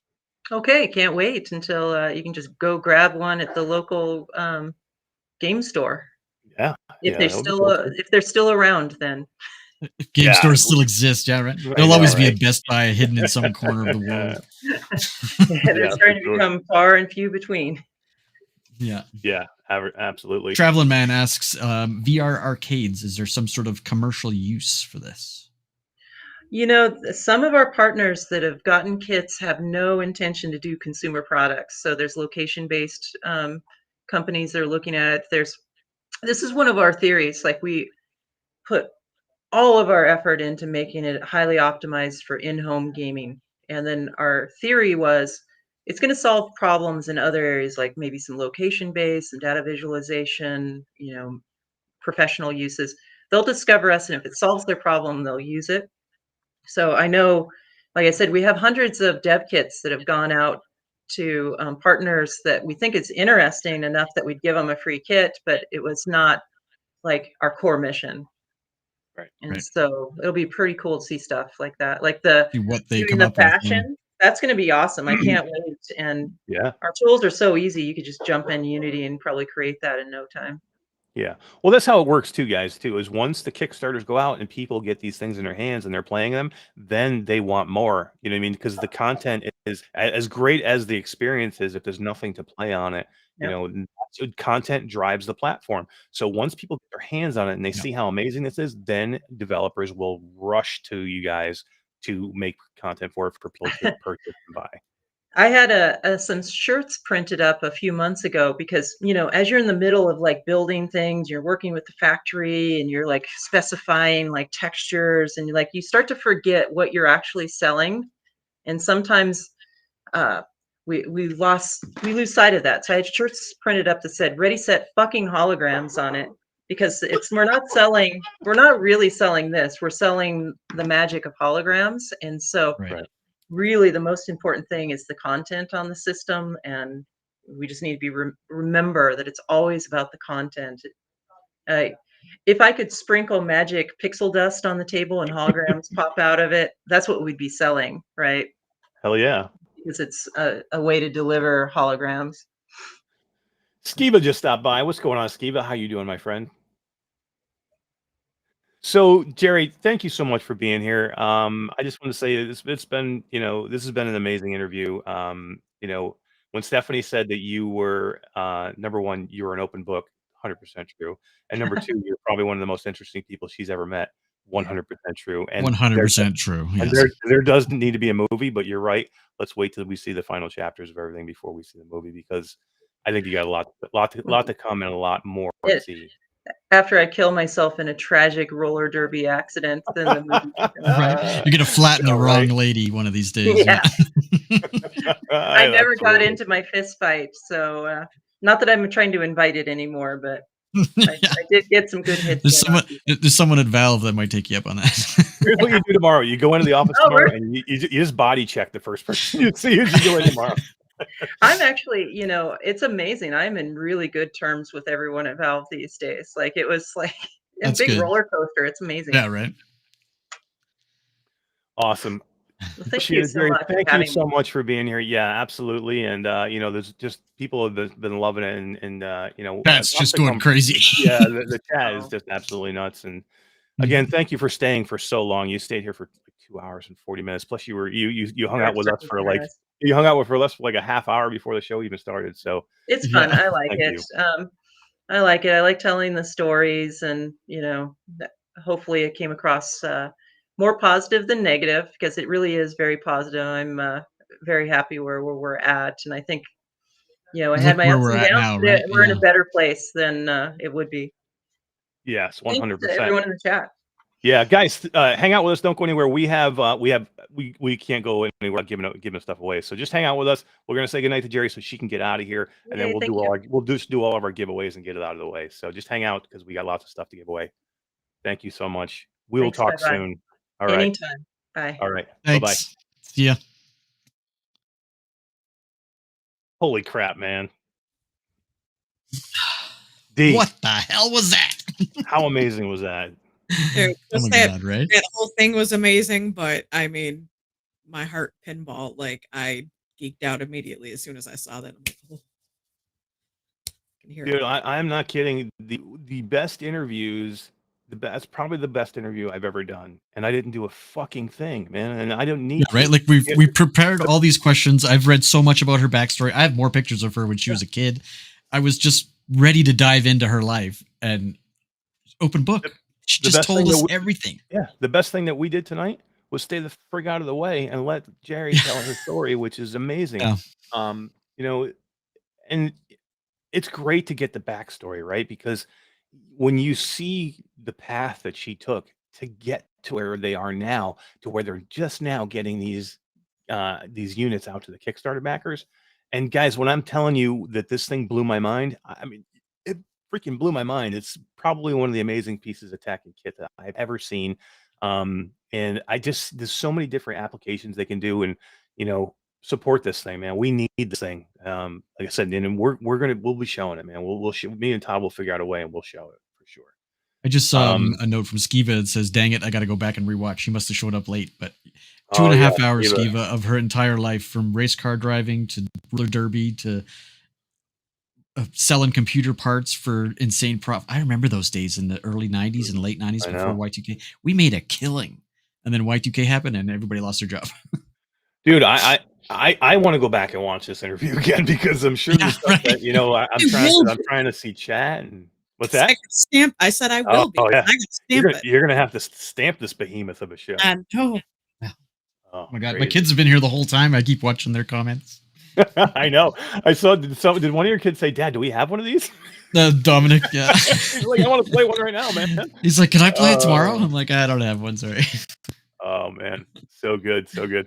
Yeah, guys, if you didn't watch if you missed parts of it, you need to go back. You need to go back and watch this over again and see right from the beginning and hear Jeri tell her story. And it was so cool to hear. Just cool, man. After all the technical issues and jank that happened tonight, like this could have been a complete train wreck. Like I was rebooting equipment at 6:59, right? Like, seriously, 4 minutes before we were ready to go live, Todd has no audio. He has zero audio, and he can't figure out how to fix it. I mean, and right before that, D has no mic and can't figure out how to fix it. You know, then Jeri's internet was starting to crap out all of a sudden, and it was like right at the beginning that her internet's terrible. I'm like, oh, no, I rebooted. Jeri rebooted. Todd rebooted. Oh yeah. I was ready to reboot all of you. What a gong show. Oh man. It was super cool, man. It was a lot of fun, and I really enjoyed it. And thank you, thank you to Bearded Bar, Daniel, for getting me in touch with Stephanie and Jeri and Hans to begin with. And then thank you to Stephanie for setting this up. She's been completely awesome to us, and everybody at Till5 has been great to us. And then thank you for Jeri for staying for so long. And let's give away some shit, guys, because we have a ton of stuff to give away. Here's what I'm going to say to everybody. There is a ton of news going on right now in the world. And, leading up into today, I'm like, we don't really have, there's not a ton of stuff we have to go on. It's a good time to have Jeri on. And then, things exploded in the last 2 days, and there's news everywhere. Here's the good thing. We have another show on Saturday. With GT. Yeah, hell yeah. So if you want to get our takes and GT's take and Todd and D, we'll all be back here Saturday, not at 1:00, not at 1:00, at 4:00 Eastern time. So we kind of forgot that F Reality goes on live at 1:00. And number one, I would never want to go, go on and put a show on when they're on, just out of, love for them. Number one, and professionalism, we would never do that. Number two, I don't want to go up against F Reality. So yeah, we're going to go on at 4:00 Eastern time on Saturday. So you'll be able to see, we're going to talk about everything. We're going to talk about GT. We're going to talk about GT's new job with Fast Terrible Games. We're going to talk about the great meta meetup they had in California. We're going to talk about Cambria. We're going to talk about, the amazing games that just got talked about. We're going to talk about Demio. We're going to talk about Demio just launching a new map that we will have early access to and we'll be playing very soon. We'll give you guys the first look at the Serpent Lord coming up. And so we're going to talk a little bit about that. So, we have lots of stuff coming. And so come see us 4:00 on Saturday. We have so much stuff to talk about. But 4:00 Saturday, not 1:00, 4:00 Saturday for myself, GT, D, and Todd for Reality Bites. Okay. What else, guys? I'm just trying to get the wheel sorted out here. Give me a few minutes and we'll start pumping out Yeah, so guys, here's what we have to Yankees. give away tonight. We have so much to give away because I didn't know this was going to go that long. So I hammered this thing full, and I had tons of people giving keys to give away, and donating stuff like always. And you guys are all amazing. Thank you very much to all the people that did that. But listen to me, guys. We have a key right now. We're going to give away a key to Little Cities, the new city builder that just came out yesterday. We're giving away a key to Little Cities. We're giving away a key to Carley and the Reaperman. We're going to give away a key to Zombieland, donated by Chris Guido 7335, or is it 3775? But Guido, we've got a Bobo He knows VR. who he is. We've got a BOBOVR B2 dock to give away tonight, guys. The new dock that turns any. Yeah, no. Oh, no, it's a M2 Pro, isn't it? Oh, that's Saturday. No, M2 Pro is Saturday. Tonight tonight we're giving away a Bobo B2 dock, and I have a video dropping tomorrow, an installation video and an unboxing video of a Bobo. I'm going to give another one away tomorrow. So we have 2 of the new BOBOVR B2 docks, the ones where you can take the Bobo battery and put it on any head strap. We got one tonight we're going to give away, and I got one tomorrow with the video we're going to give away. The dock is freaking awesome, guys. I put it. I don't have it here. Put it on your Kiwi. It's over there. Did you? It's over there. Yeah, I put it on my Kiwi Elite strap. You'll see it in the video. Watch my video tomorrow. You'll see me. I install it on my Kiwi Elite strap, which is freaking amazing. Kubo92 says, how about the new Kiwi Elite strap? There is a new Kiwi Elite strap with a battery coming, but it's not here yet. And we will have it. We are partnered with Kiwi, and we will have one to show you guys. We'll once everything is set, we'll have it here. We'll show you first what it looks like. We'll have a video for you, and we'll probably show it off the show, and I'm sure we'll probably have some to give away. So yeah, but until that time, I'm rocking the Kiwi with the Kiwi Elite with the BOBOVR, man. It's the best. It's the best of both worlds. What else? Is that all, Todd? Is that everything? I think so. Yeah. That's, and we got a key to the Gadgeteer we're giving away to the multiverse. You're right. We haven't even had a chance to go to the multiverse because things have been so busy tonight. But thank you for hanging in there, multiverse, with all of us. I didn't even get a chance to say hi to anybody in there, but I know Tass has been in there with people, and I know there's been a lot of people in there. So everybody, we are live in the multiverse. I promise you, we are live in there. And Laura says a hoodie. You think that's Laura, or do you think it's Tech that says hoodie? That's Tech. Laura went to the bathroom, and Tech went over to her phone and stole it. She's typing. Oh man, I don't know. Hoodie. We got 60. Did we give away a hoodie last week? Did I give away a hoodie last week? You did. I did give a hoodie. Let's take a week off of the hoodies, and let's do some games. And I think Tech says he wants my hoodie. Yeah, I think next week we've got a great show on Thursday. We have amazing giveaways next week, guys. We're gonna have side quest in next week, and we have an amazing show. We've got some things that we've been working on with some other people, and it's going to be amazing. No spoilers. No spoilers.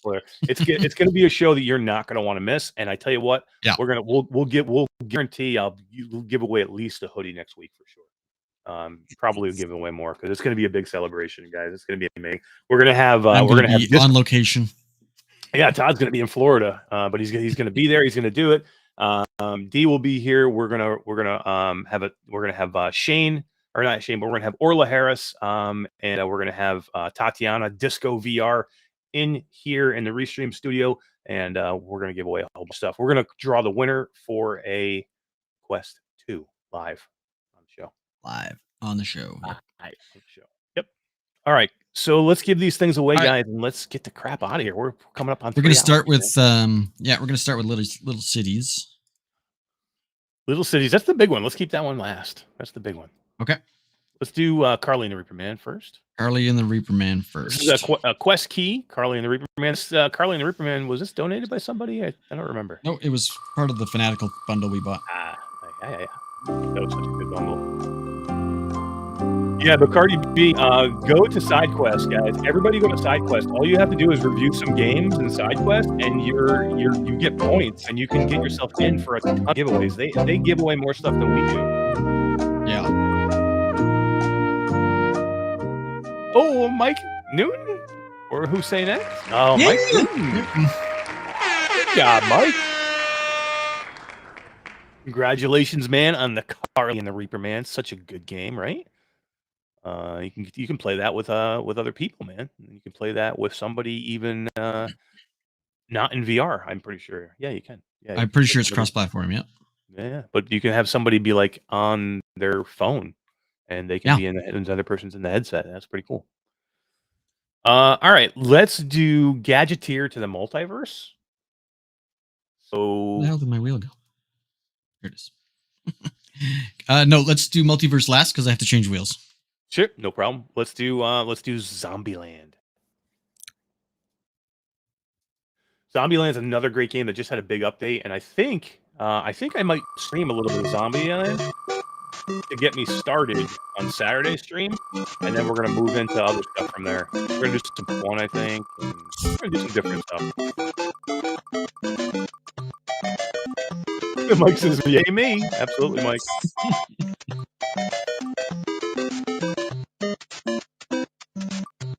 Ooh, so Ryan Holtz. Ryan Holt. Hey. Congratulations, Ryan. Amazing game.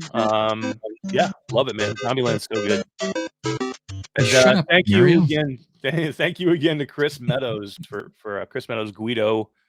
Is it 7335 or 37? It's 7335 because Travel Man's 3775. So thank you, Guido, for donating that key. You're awesome, man. We really appreciate it. And he actually donated another key to Superhot. So let's do that one real quick too. I forgot about that, Todd. Chris donated two keys.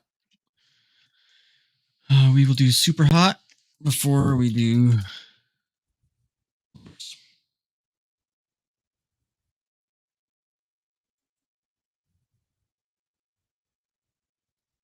GT says, "Great game, Ryan. You will enjoy it." Hell yeah, man! It's such a good game. I love this game.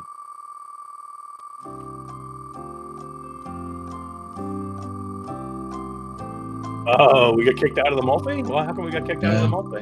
Oh, time. We've been in there for 3 hours. Yeah, we went over our time. They're like, "You're out." Yeah. Oh, Dominic? Dominic? Todd. All right. So Superhot to Joseph Alcantara. Joseph, that is a Steam key to Superhot. So you need to have Steam. If you don't have Steam, hit me up. Let me know. We'll try and work something out. But hopefully you do have Steam and you have a PC and you can enjoy Superhot. D, have you tried Superhot yet? Yes, I have. Really? Yes, I've made it You through go, the girl. first couple. I know. I'm so 2017 now. Hell yeah. But no, I made it. What is it? The discs like B and C, and then there was a white disc, I think. Mhm. That's how many. That's where I'm stuck at. Is that one? I couldn't get Nice. past that one. But it was so fun. All right, the multiverse game, right? reel is a little lacking in names today, but that's again, apologize we couldn't ramble on about the multiverse tonight. Right. Yeah. So that it's just Is gonna what it happen is. with those nights. Yeah, for sure. There was a ton of people Diego? on that anyway, though. I know there was a lot of people in there. So, guys, Yeah. I don't know. We see the restream numbers, guys. We were topping out almost at 70 people at one point. So, just want to say thank you. I know most people are probably just seeing the YouTube numbers, but we have people in 3 different platforms, and there was a lot of people that turned out for Jeri tonight, and it was amazing. And I'm sure we're gonna have a ton of views later in Facebook and YouTube, and yeah, it was just thanks everybody for coming and hanging out. Kimberly or Michelle B. It's close. Nice.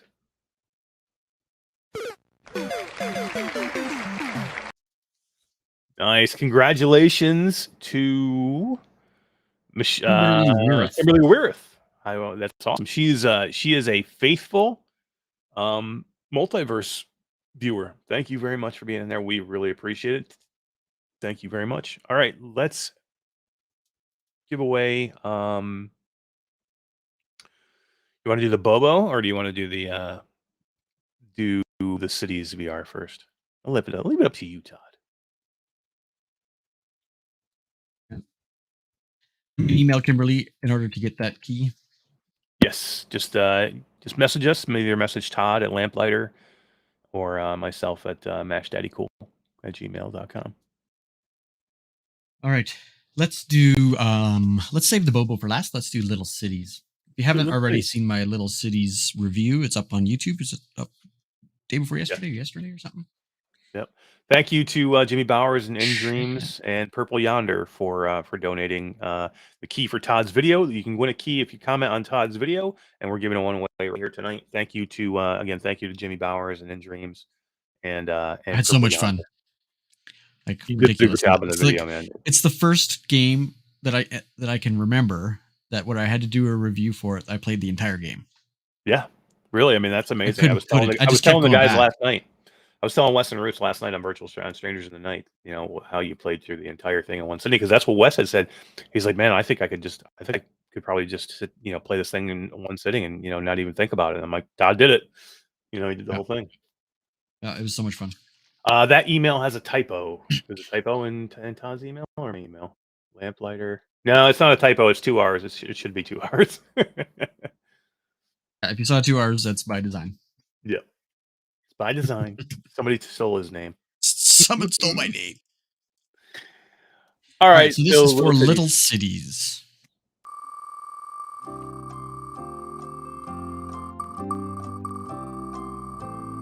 Oh no, it stopped.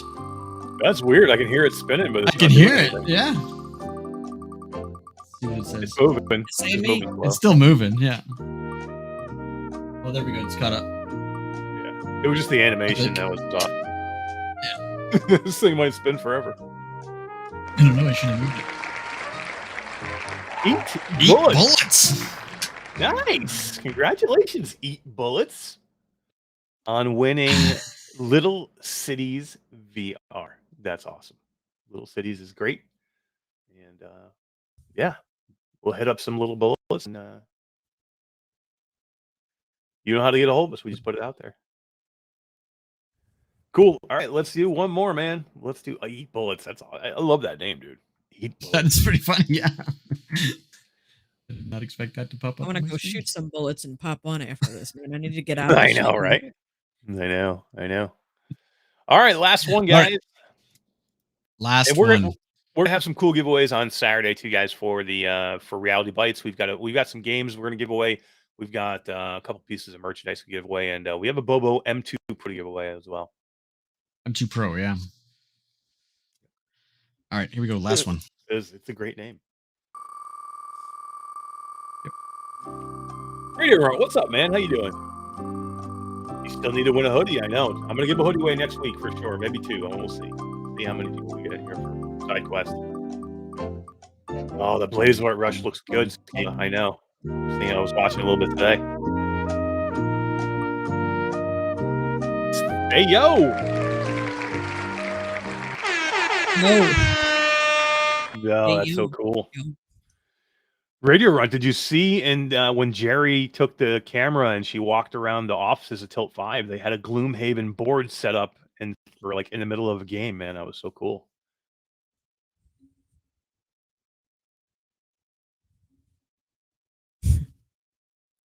There you go. Same people in Reality Bites, or is one on a rotating chair? We're going to be pretty much the same all the time. It's going to be myself, GT, Todd, and then D will be for the wheel as well, always for Reality Bites. And the only time we may have a difference if GT gets busy or something like that with his schedule and he needs to bow out for a week, then we may have I may have somebody come in and fill that spot just for the week.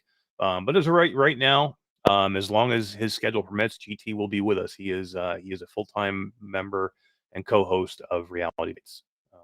And I think we talked to him today. We had some show prep with GT today. And it's just a lot of fun talking to him, man. We're chilling out, man. He was sitting on his couch with his dog, and we were all just kind of like talking because guys, there was no show prep needed. There's so much shit going on right now in the world. So much news that we just said, guys, we don't even need to talk about it. We just wanted to sit there and talk to each other for 20 minutes and a half hour. We just shooting the shit, talking about GT's dog and Todd's dog and my dogs, and D's gonna go fight alligators for the next show to get us 1 million views. That'd be awesome. It's gonna be sweet. Don't miss out. Dee said she was gonna go out and get an alligator, and she was gonna wrestle the alligator in her room so we can get 1 million views. Mm-hmm. I got it on recording. Sacrifice myself. Yeah, we got it. Hell yeah, man. So yeah, congratulations to all the winners. It was really cool. Thank you guys for being here for this interview. I had a lot of fun. And Onakazi's asked, did he get to try the Cambria while he was in San Francisco? Tune in on Saturday. Maybe we'll find out. Can't tell you. Yep. Yeah. Yep. We will find out. We're going to talk to him about everything that he got to do in California. We're going to talk to him about his new job at Fast Travel Games. It's going to be a great show. 4:00 Eastern time on Saturday. And again, another great episode. I'm so happy that we had Jeri on. It was amazing. so absolutely good. Amazing. Skiva, you have to go back and rewatch the show right now. You'll love it. Hell yeah. Hell yeah. It was so good. So good. All right, guys. That is going to be it for us. For my friend Todd and my really good friend D, we'll see you guys on Saturday. Take it easy. Have a good night, guys. Bye, guys.